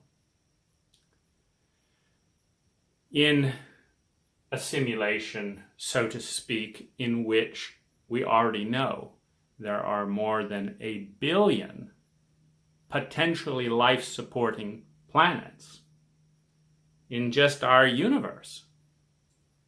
The odds that many other cultures and technologies and many other species have not reached this same point of technology in which they could do their own simulation is very low. which means that the odds that we're actually that we've actually been colonized and are reliving parts of our history, parts of what we know in a simulation are very high. Which is why Elon concludes there's a 1 billion to 1 chance that this is the real life and that we're not actually living right now in our own simulation. Not someone else's simulation, meaning it's us imagining us here. And if you start to imagine, what would the game you could write if you were a programmer who could snap your finger and play any game on Earth for any time frame with any rules? What game would you play? And why? What's your goal? What's your goal at the end of that game? What are you playing for? Is it love? Is it fame? Is it pride? Is it power? Is it, what is your game? What is your game? What would you play for if you could play any game, any way, for any stakes? What would you play for? And why? And what is it about you here? Because the universe is always reaching towards balance. Evolution happens in the kind of the process of walking. We take this step, and then this step, and then this step, and then this step. It's always progressing from being unbalanced to unbalanced to unbalanced to unbalanced. It's progressing that way. But where's it going? Where is it going? It's going towards balance. Why do we walk? Well, if we're hungry, we're walking over to the kitchen to balance the lack of food with food. If we're feeling lonely, we're walking these imbalanced steps to go from being lonely to not lonely. If we're feeling blah, blah, blah, blah, blah, we're going from here to here to do da, da, da, da. You know, we're always, the universe, the multiverse is moving towards balance because balance is the state of grace, but imbalance is the state of consciousness. The state of consciousness is when something's wrong, so it wakes us up. Well, what's going on here? I was lost. I was in the book, and now the smoke detector's going off. Something's wrong. I see. I have to put out this fire. Imbalance wakes us up. Balance is more fun and graceful, but it puts us to sleep. Perfection of doing absolutely nothing and knowing it's nothing to be done and da da da da da. It's beautiful, and then we go to sleep in that beauty, and then the unbalance. Something falls in our head, the temperature changes, the rain wakes us. We wake up in the imbalance. We've experienced grace and joy in the balance. So we're kind of in this moving back and forth kind of dimension. So whatever it is that you want to do, you want to have 100 sexual slaves, a common male adolescent fantasy. This is healing an unbalance. You're moving towards balance.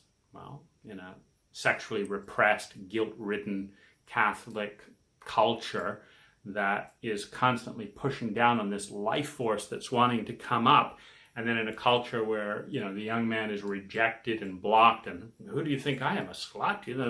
Every time he's sexually curious. Well, by the time he's had 10,000 of these messages pulling this life force down, it's heroic, it's divine to have 100 sexual slaves. Why? What's the medicine? It's the exact opposite of all the suppression. Now there's sex on command in every possible way to medicate the imbalance of absolutely no sex in any possible way, and 100,000 reasons not why it cannot be. And it's like, wow, it's medicine. So, but it's culturally taboo medicine, particularly in a feminist, culture where we're very much absorbed in, we're medicating the insensitivity of our power structures, where male-dominated power structures have been dehumanizing and bullying and, commanding sexual favors for work and this and that and the other to such an extent that the powerlessness, the rage, the hurt, the indignity, etc. of all the females experiencing all of this abuse is backlashing that with, no, you can't talk like this, and that's not funny, and and that's medicine too. It's medicine. We're all balancing, trying to control one another, trying to have this, trying to do that, to try and medicate the imbalances innate within the flaws of our culture. Our culture is not healthy. It's not balanced. It's not empowering in so many ways. So every one of us has deficiencies. And every one of us dreams, as the first goddess dream, is to balance the deficiency. So about the time when 12, 13-year-old boys are invited in the culture to explore sexuality in an honoring and sacred way with as many women as they can connect with in a way that is honored by the women as well, you will have, 18, 20-year-olds dreaming of sacred goddess temples and what they can do for the goddess and because there's nothing to revenge against that abundance of beauty and connection with this urge that starts emerging in boys at 13-year-old. You take the exact same 13-year-old boys, you pound them with guilt and shame, and nobody can talk about this, and everything has to be done in secret, and they get yelled at by this parent and yelled at by that parent, and the girl humiliates him for this, having tender feelings. He gets teased by his... You take all that, which is such a dump, on this urge that comes up biologically, etc., and suddenly you've got this very important energy that has been blocked and suppressed at every possible turn. Now you've got, 20-year-olds, gosh, I want to slave, I want to fuck that bitch and leave her, and da-da-da-da. It's just it's violent rebellion against the toxicity of the culture. And of course, it's always taken out on the individual, so we're all trying to medicate ourselves as individuals against the abuse and dysfunction of the culture. And we always medicate ourselves at the expense of other individuals who have always been, in the same imbalanced culture. This is why the 1,000 Petal Lotus, us coming together as a group of 1,000 people to solve this, is 100 times, 1,000 times more potent than just a young man is left in our culture to figure this out by himself, and then another one figure it out by himself. What can be done when you have 1,000 young men and 1,000 mature, adults that want to support the honoring of what is sacred within the man, within the woman, etc. Then you have 1,000 times more transcendent. That's when you move from, crudeness to beauty, from grunge to orchestra. When it can be a pure, direct signal, as opposed to a signal that's sent out, bounced back with toxic thing, sent out again, bounced back as a toxic, and forms this dark, fuck you, and it's like, okay, now you've got enough density to fight the culture with the same toxicity of the culture. Now you're carrying enough of it. It's like you've been whacked over the head with enough lead weights that you've got lead all over you, and now you can whack the culture with a lead weight and make some dents in it and create a little breakthrough. Always with the disapproving gaze of the idiotic, humans who have gone ahead who disapproving of the younger generation. This is the frustration here. It's and you have the rare exception, Richard Branson and stuff, who's seeing both sides and actually trying to empower youth and accepting who he is in that process and wanting to help young people with his nonprofit and this and that and the other. He's a very beautiful and unusual archetype, an unusual embodiment of someone that welcomes the sexuality, the entrepreneurial, the creativity, the rebellion, etc. of the younger generation, and speaks for them now in his old age.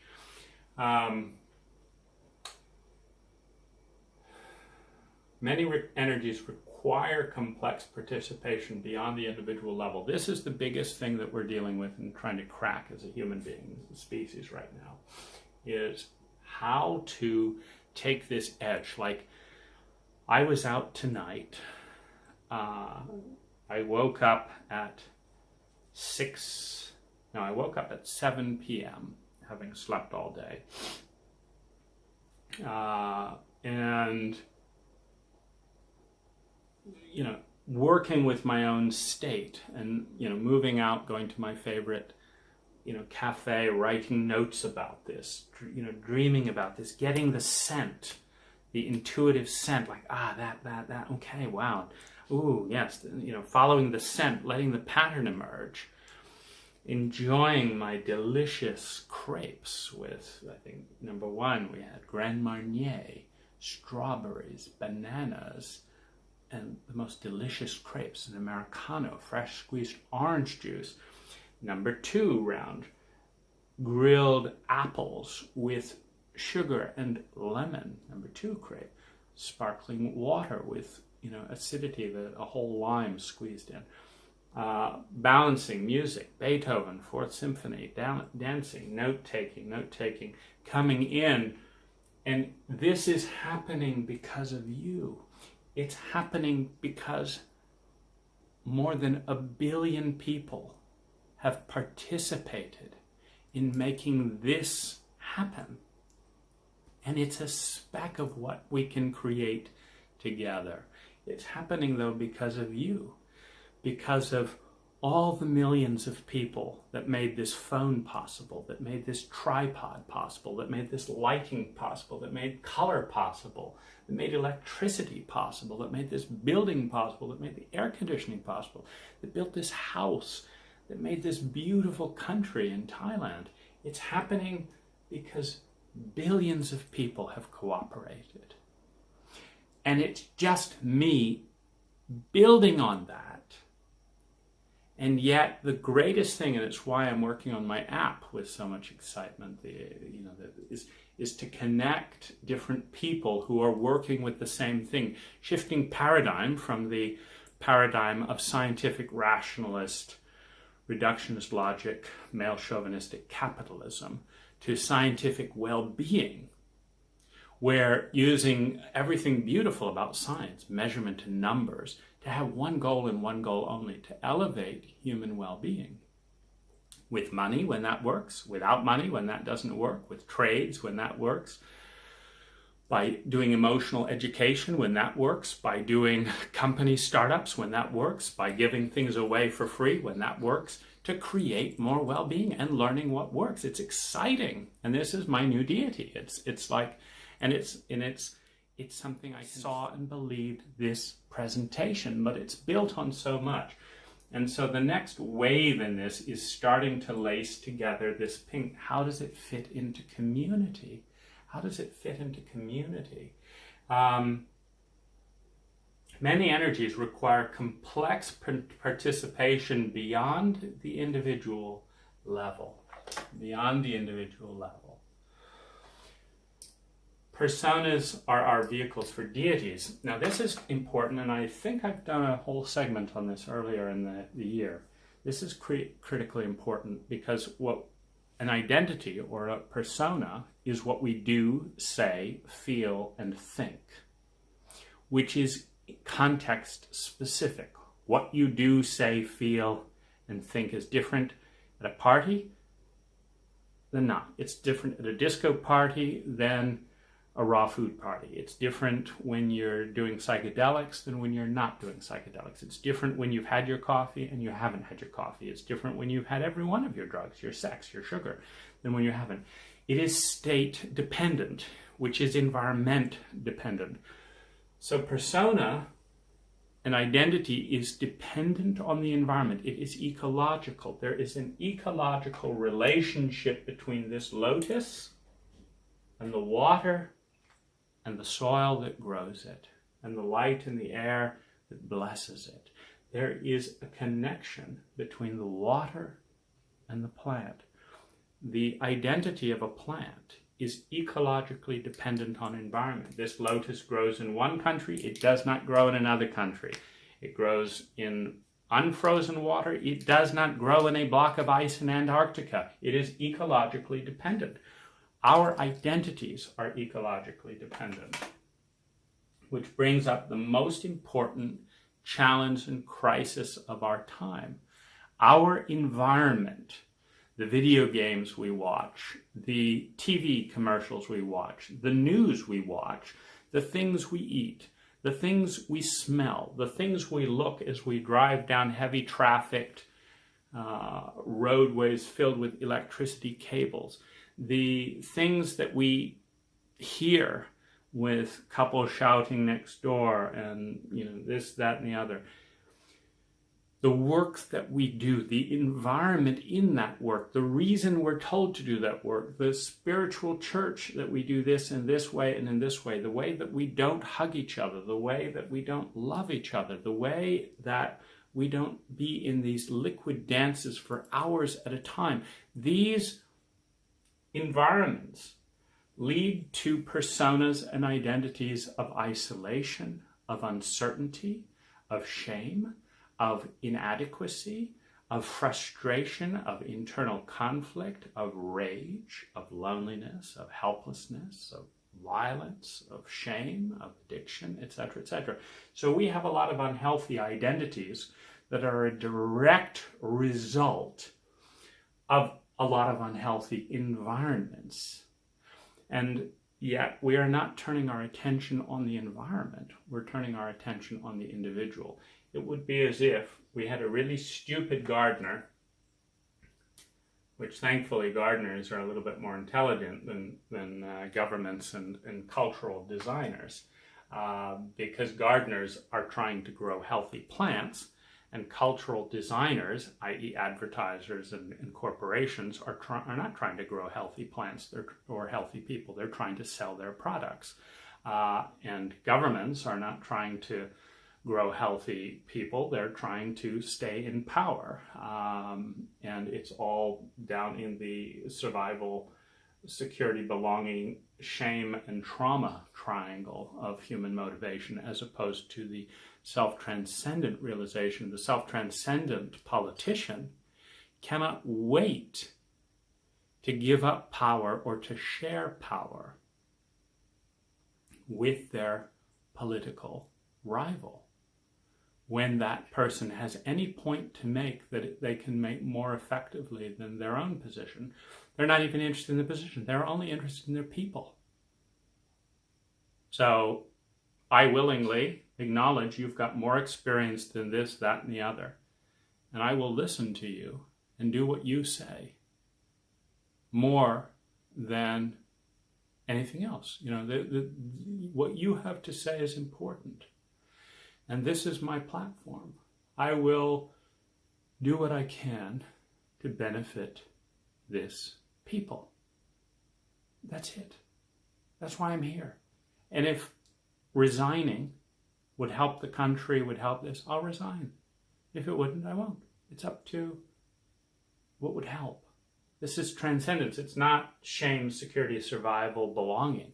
When someone is in security, survival, and belong, their think is, if I admit they're better than me, I won't be as secure. In what? My power. And then my value won't go down. I won't get lorded over. So I need this. It doesn't matter. It doesn't matter with that. I got to hang on to this. This is human beings behaving in survival, security, and belonging, with overtones of shame and threats of trauma and unresolved trauma rumbling around in the past. It's exactly what we should expect in an emotionally illiterate culture. We are an emotionally illiterate culture. Most of us have never spent a single hour studying a single emotion in any kind of formal way, even within our own paradigm of scientific. Let's look at emotion scientifically, since we're all obsessed about science at this stage of time. But a gardener does not blame the plant. A gardener doesn't plant 100 healthy lilies, not water them at all, then they all die, and then blame the lily. A gardener doesn't do this. A gardener plants 100 healthy lilies, reads up on what makes healthy lilies, waters them and fertilizes them, and they stay healthy lilies, and that is the sole purpose of a gardener, is to keep the plants healthy. This is the way we need to look at personas. Every single identity we have, from the grunge rapist to the esoteric Dalai Lama to the da-da-da-da-da. And what I want to suggest to you, every one of those identities grew out of soil, and every part of that soil was culturally sanctioned and developed by hundreds, thousands and millions of people before you and around you, all participating to create and maintain that particular soil at that particular level. And the people and the identities that grow out of that soil are a direct reflection, as a mathematical probability field, of the identities that soil creates. And what I want to suggest is that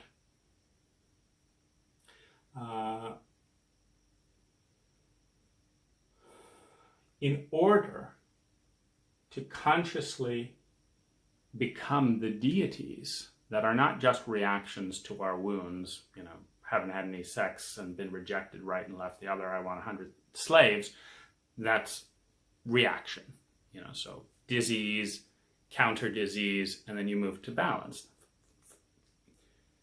It's photosis, antithesis, synthesis. This is our basic human path of growth, and so we should actually look at every single symptom of stuff that we don't like in ourselves and others as part of that cycle. And usually the culture is deified, even though it's a piece of shit. It causes enormous pain, then we react to it, and then we blame ourselves, not the fact that we react to the culture. And then we often get stuck in the blame, back and forth, the photosis, antithesis, the wound and the reaction to the wound, and we don't move to the synthesis, which is us. We're not the culture, we're not this. This is who we want to be, and this is what plants don't have the ability to do. But also, plants aren't belabored with gardeners who are so incompetent that they're killing off the crops right and left by not providing adequate soil.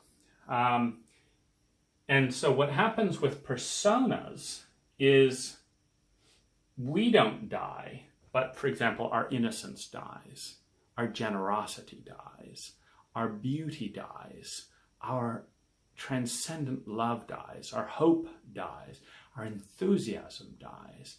And what's left is a mild, cynical degree of control and criticism and self-loathing. And then this flourishes in a culture of shame. Criticism and self-criticism flourishes. So, basically look at who you are, look at the people around you, and whatever you see, whether you like it or not, is exactly what grows in the soil of that culture and that environment.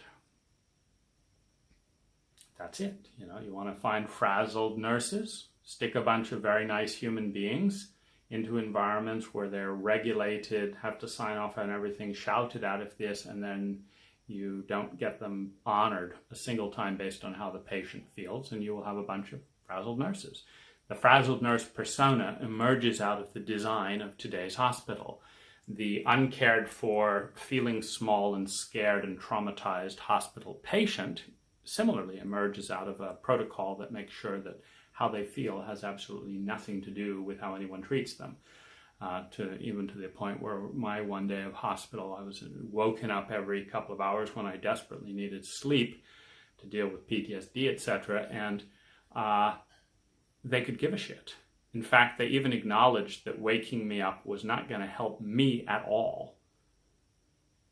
But they had to wake me up to satisfy their insurance agency. In other words, an environment that is so sociopathic that your well-being is absolutely unimportant, or the sociopathic protocol of the U.S. Embassy in Thailand, where I write and explain that my savings and blah, blah, blah are all being affected by U.S. immigration policy, and my girlfriend, who's Filipina, and the fact that the U.S. blocks all Filipinas from traveling to the U.S. unless they make at least $24,000 a year, which means that only the top 2% of Filipinos in the entire Philippines, the richest 2% of the Philippines, are basically the only people granted a tourist visa to visit their friends in the United States. And how this affects me and how this affects my girlfriend has absolutely no difference. I cannot even get the US Embassy to sign their own letters with a person. MK was one, and then the team was another. You know, MK when they might have been slightly helpful, and then the team when, rather than responding to any of my points or connecting to well-being. So they're actually producing a sociopathic persona. Because do you think you come out of that kind of an experience realizing that the protocol is so inhuman? They can't even call you by name. They can't respond to anything intelligent. You know, I offered to put a $20,000 bond. Again, only the rich people can do anything. A $20,000 bond to secure, you know, good behavior, whatever it is they were afraid of, to let my friend visit me in my own house. No, not the United States. Sociopathic. You create a sociopathic relationship between the government and its citizens. You breed people that shoot up schools. This is not the nature of men. It's not the nature of boys. It's a probability field. We exist on the continuum of the worst demon we can possibly imagine and the most beautiful deity we can possibly imagine. And what determines who we will become is the carrot and stick algorithm of what is rewarded. And in this case, there is more than 100,000 experiences that awards sociopathic behavior on the part of the boy by the time he's 10, 20 years old. 100,000 reinforcements that if you're empathic and feel things, you're attacked. And if you're sociopathic and cool, you are tolerated. And if you are beautiful, you're weird and you just get out of here. So we have sociopathic young men. I'm a gardener. You don't blame the plants. There is not a single intelligent gardener in history that shouted at lilies so they would bloom more and got results. They never planted a rose in the shade and refused to water it on condition until it bloomed. You better bloom or I'm not giving you any water. And then when that rose dies, which of course it does, put in another rose and bully it in the same way. If you don't bloom, I'm not giving you any water. And then another rose. These idiots are thankfully not in the gardening business because no one would have the foolishness to hire them. But you learn what makes a plant beautiful and what it can do, number one. Number two, you find and prepare the environment in which it will grow beautifully. And number three, you care for it and protect that environment. If you do that, the plant will grow beautifully. If you do not, it will not. And whether you bully the plant, whether you bribe it, whether you stick the plant in jail, imagine putting a rose in jail because you stuck it in the shade. In the shade, it doesn't bloom. You threaten it, if you don't start blooming, I'm going to put you in the prison. It doesn't. So then you move roses in prison and spend, $30,000 a year imprisoning a rose? And then when it withers up and dies in the prison, what? It had bad family, complained to the family. I mean, no, we're not that dumb when it comes to plants, but somehow we manage it with people which actually have feelings, which makes it more sad to be imprisoning 2% of our population for all kinds of bizarre and stupid things, most of which can be traced back to early childhood traumas, which could be easily prevented if we were not such a male chauvinistic culture that we boycott any research on feelings and refuse to respond to them. Shaming feelings is a woman's thing. It's bizarre. It's sad. We are losing 98% of our potential as human beings. by insisting on environments that grow less than optimal personas, and then insisting on protocols that punish and reward the personas for being what they are, rather than ever challenging the culture. You don't find cultures being challenged by the culture itself based on science, which is why my paradigm of scientific well-being is radical, because it's self-transcendent, meaning all anyone has to do is show that in a majority of cases, doing this is better than the current recommended approach, and that data is instantly available to everyone and becomes the new recommended approach. Who gives a shit about the position? We care about human beings and their well-being. So if we understand that every persona is contingent on its environment, and that most of our personas are the contingent on the people we are with. This is why I work so hard, leaving the United States and finding my sweetheart, because the part that I wanted to grow in me was more emotional and tender than the part that could grow in me in any of my US relationships. And I could not find what would let this part grow, the part that would stay up all night talking about things because I care about them, as opposed to the part that just feels depressed or this, that, and the other. I could not find an environment in my country. So I went around the world to find which country would help this part of grow the most, and it was Thailand. But nobody speaks English in Thailand. And I couldn't grow this persona without any language. And I'm too impatient to learn Thai, courtesy, again, my own male chauvinism and all that. I've never learned another language. But I went to the Philippines and found an opportunity, an environment, and very, very consciously created a container that's growing parts of us. And so that's why the parts that I like have grown 250% in the ambiance, in the resonance, in the light of the container of our relationship. And that's why she's grown 400% in well-being and 3,600% in skill sets. Me, it's 250% to 300% in well-being and another 200% in skill sets.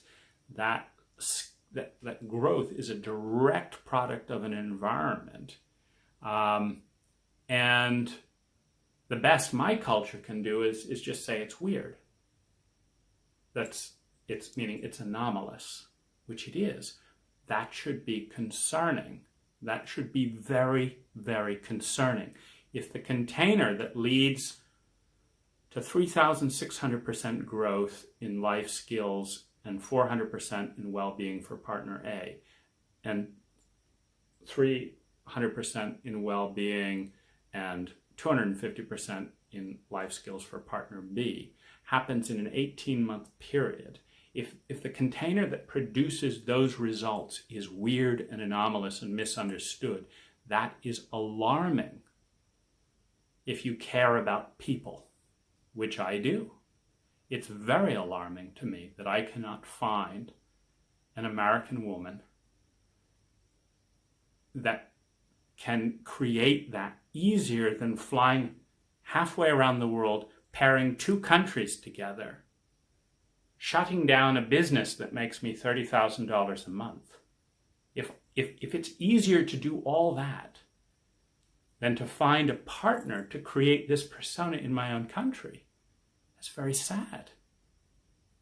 It's very sad because, lucky me, I'm white, male, business owner, so I can spend $100,000 to create this persona.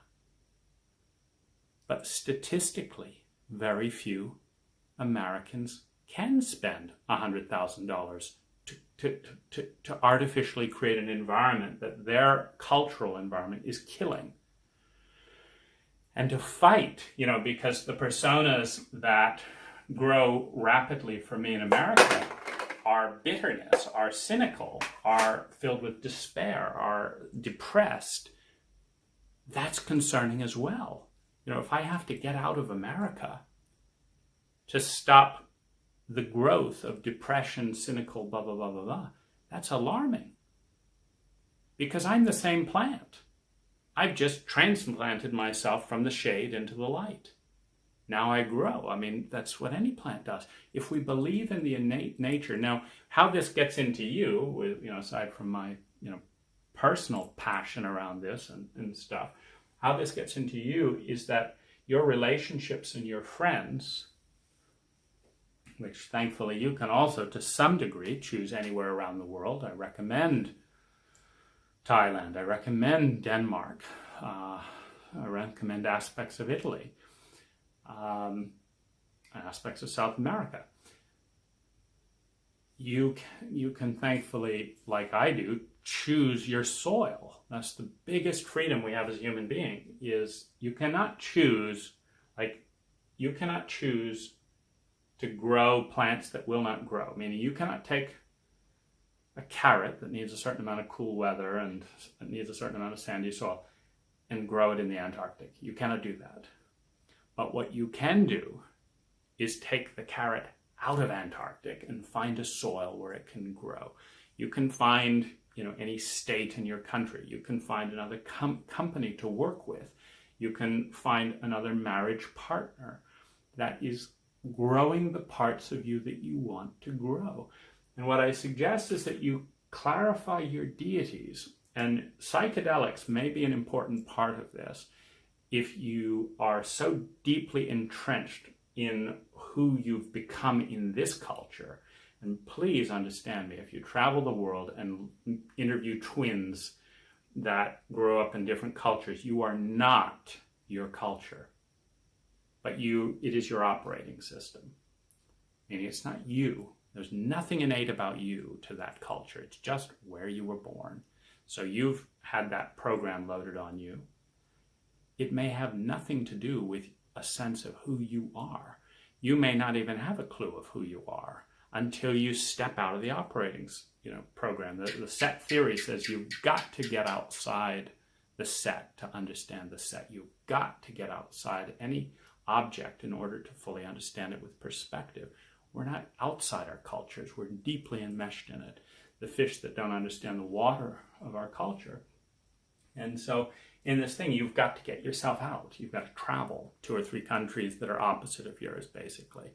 This will give you, and spend a month or so, and wait until, this is the key, if you want to do the photosynthesis, synthesis, if you want to find your center in the middle, you've got to go to a place that is the opposite of your culture and programming. And you've got to spend enough time in there with enough humility before you can believe and see that their way of thinking, feeling, and doing things is superior to the way that you had before. Then you go back to the way before, and then you do it again. The way where you came from is superior to the way you were just there. If you can do that a few times, change position. If you can be a Republican, get to know the Democrats to a point where their position is superior and you understand why it's superior to the conservative position. Then go back to the conservatives and understand why their position is superior. Do this 2 or 3 times to where you have had the experience of seeing how from this perspective, this is true, and from this perspective, this is true, and they're both true. I mean, if you're halfway intelligent, you don't think that person back there was an idiot. You have to say that intelligent people can see things through different prisms, and that what shows up under the filters of those different prisms, for example, in Jonathan Haidt's book, I forget the name of the book. I know he's done one book on happiness. The Righteous Mind. Yes, read Jonathan Haidt's book, The Righteous Mind. You will understand where the mix-up is. You have to step back through paradigms and back through values before you look at data. If you just look at data based on the assumed paradigms and assumed values, you will think the other person is an idiot. If you don't assume the values and the paradigms, and you look rationally through both value and paradigm, you can understand anyone's perspective completely rationally, and you can understand why they can't understand your perspective. Do you want to do it? If you want a more compassionate and understanding and peaceful persona in the face of any dogmatist you encounter, that's how you do it. You grow that persona in that soil of becoming conscious of paradigms and personas, of paradigms and values. Now, once you know who you are, which you can do it through culture or you can do it through psychedelics. The psychedelic will not honor your culture. The psychedelic will take you to a sense of you that is outside the culture. This is why it is banned. It is not banned because it is a health risk. No one has died from mushrooms. No one has died of LSD. No one has died of ayahuasca. It is not because of health risk. It's not a financial risk. They grow naturally. The financial risk is being imprisoned by a government that is so terrified of you understanding who you are that they're willing to pay $80,000 a year of your money. Why wouldn't they throw it away to keep their own power? It's your money. It's their power structure. They'll spend your money to put you in prison for your own good, to stop you knowing who you are, because who you are is always outside of the culture. It's always outside of the power structure, meaning there is a direct conflict between your most authentic self and the power structure of your country, your government, your community, your relationship. The power structures that all around you that are based on male dominator principles, those power structures are the enemy of your authentic self, which is why they'll do just about anything. Shame you, humiliate you, not give you a job, punish you, lock you up for 80, and then they're never honest. They never say, we're scared of losing our power, so we're disempowering you, and we'll send armed people over to shoot you for exploring your own consciousness. No. They're cowards, so they have to hide this for your own good. It's outrageous. You're still free. Governments are becoming a little less popular. The data see that the power structures have broken rank. I think it was Portugal. Portugal has made all substances legal and is treating addiction, which is a problem. So you don't get addicted to psychedelics. You don't get addicted to LSD. You don't get addicted to mushrooms. You get addicted to heroin, Addiction is a problem. You get addicted to cigarettes and alcohol more than to psilocybin or LSD. Of course, they won't tell you that because cigarettes and alcohol do not threaten the power structure. If anything, they make the power structure more important, because when you're alcoholic, you abuse people, then you have to have the police. So then we say, we need the government, people are all crazy. But in the tribes in South America, like the Thoe tribe in the Brazilian rainforest, there is no police. There is no power structure because there's no need to, because there's no violence, because there's no male chauvinism. There's no beating, there's no violence, there's no policing, there's no power structure. They're just a happy people. We can't have that. We need power structure. We want the power. So then we've got to have people acting out to justify the power. Well, alcohol will do it. Okay, alcohol is legal, psilocybin not. So you need to find who you are, and you need to find your deity. Your deity is what you find beautiful, who you want to become. This is who you're going to become when you start worshiping it. You worship it by your sacrifice. I'm going to pay money for this workshop. I'm going to pay money for this book. I'm going to pay money for this crystal. I'm going to pay money for this meditation space. These are sacrifices. You're giving up something you have to create the environment that induces a part of you that you want to grow. And by sacrifice, you're making it sacred. And it's not martyrhood. In this sense, it's a true sacrifice. It's a transcendent sacrifice where you feel better. Like when you spend, like I bought a big crystal sphere because I had an energy. It was an energy that I felt for the first time in my life in this big crystal sphere. I thought about it. I said, I've never felt this energy in my entire life except with this crystal. Number two, this feeling, this state is more valuable to me than anything that I know. Three, I can pay $20,000 for this giant crystal sphere. Four, I'll do it. Done. I bought an environment that induced a state that allowed me to touch into a part of me that I liked, that I wanted to grow. So for me, that $20,000, it wasn't a sacrifice, though I could have bought a new truck, though I could have done da-da-da-da-da. It was, it wasn't a sacrifice in terms of that I regretted it. It was a sacrifice that I didn't get a new truck. I could have used a new truck. I could have paid down more debt. I could have done all this stuff, but instead I bought this. Now, this is investing. You know, the difference between a sacrifice and a martyrhood is it really sacred? Oh gosh, you know, children should be important to me. I could just give a shit about children. I don't want to give money to children. They're not important to me because the future those children create is not important because you don't honor who you're becoming. So they're not, none of that's important. It's a sacrifice. It's a burden. This is what's off, you know, when it becomes martyrhood. It just says that you don't worship the gods and goddesses that are being created by that investment. Yeah, it'd be nice if that all happened, but I don't want to be responsible for that. So we've got to understand what creates the person we want to be, number one. And number two, we have to take active action with people we care about and love to create that environment. Number three, it's a daily ritual. For example, with my sweetheart, she sends me a recording every day appreciating me. And this makes me feel wonderful. Dana, I appreciate you for doing this for me. Dana, I appreciate you for doing that for me. Dana, I appreciate you for doing this for me. She sends me a copy of her diary. I had this meditation. I had these dreams. I had these thoughts and feelings. I did this and this. This creates an intimacy that is unheard of in 99.9% of all Western relationships. It's not heard of. Now that intimacy creates connecting points.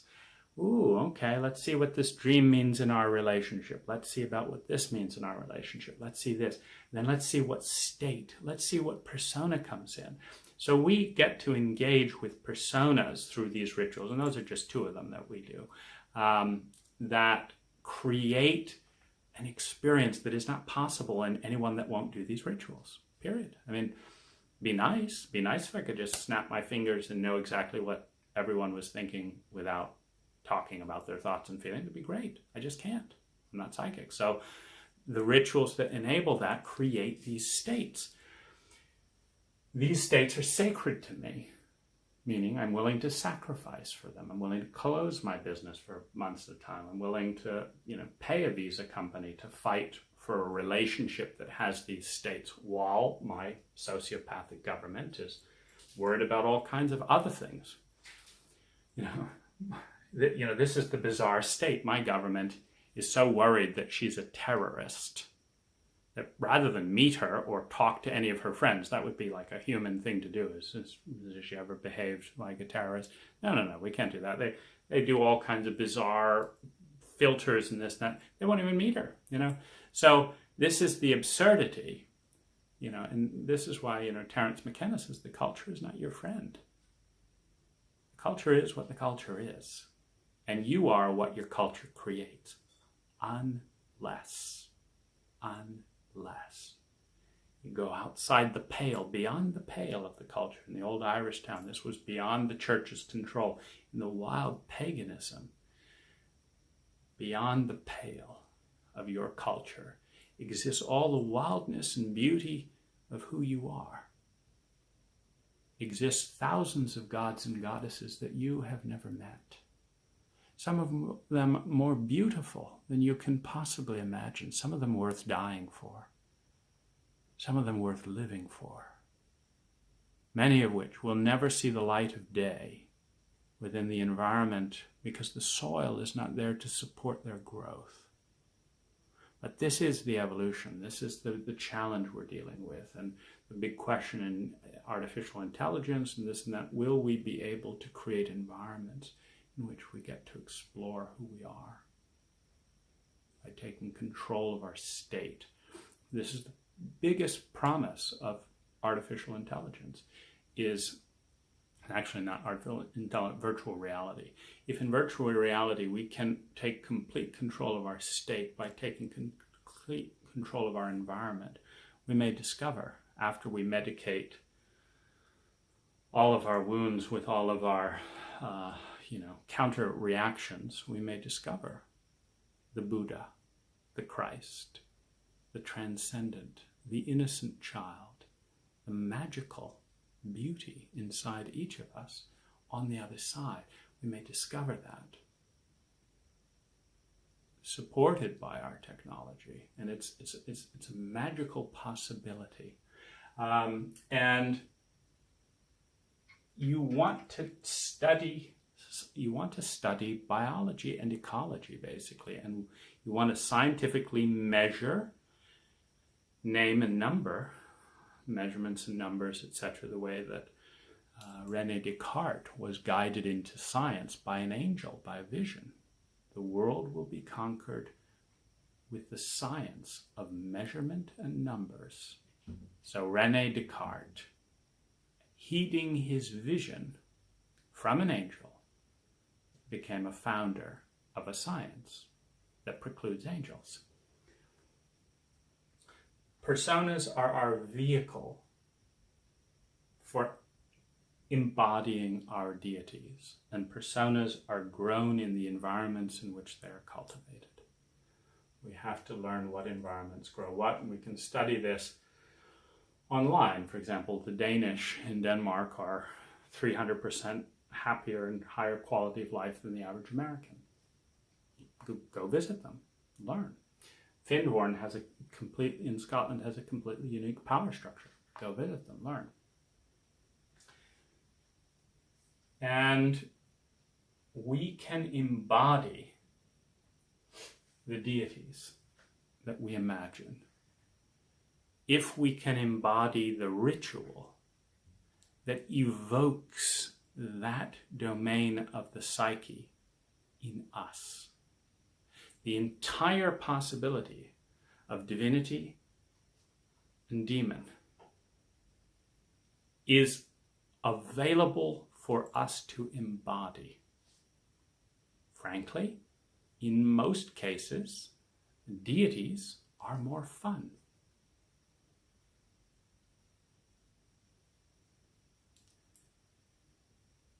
Play a vicious drunk, play a magnanimous benefactor, play both parts. The magnanimous benefactor is more fun. Except when you don't have any money and are sure you're never going to get any money and and you want revenge. Well, then the drunken abuser is more fun than feeling helpless and frustrated. So the deity is more fun. Now, this leads then to the art and science in this very dense version of reality where everything takes a lot of time. You gotta build an app. I'm building an app, well-being. It's taking months and months to find the app developer, months to do this, all this stuff. It takes time to bring things into matter. But that's the game here, is to get to embody in this dimension of these five senses, of this spectrum of the reality, the full spectrum of our imagination. Learn which environment and use your willpower to create the environment, not to fight the environment. Use the willpower to create the environment, not control other people in the environment. If you create an abundant environment that invokes people's deity, the deity will come out. It's that simple. It's an invocation.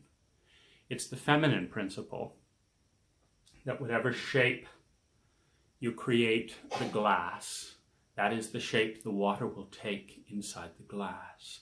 Our psyche is so liquid, which is why it is the same psyche billions and billions of times in billions and billions of renditions. It's the same psyche poured into this body this country, this race, this culture, this religion, this job. And in every environment in which it is in, it takes a different shape. It takes a different shape. The shape that is evoked by the environment. Psyche is so liquid. The most important science we need to look at in the next 50 years is the science of psyche, the science of evoking the Buddha, the Christ, the transcendent, the fool, the innocent one, the one who can walk through every set because it belongs to no set. That one can set us free. Thanks for watching.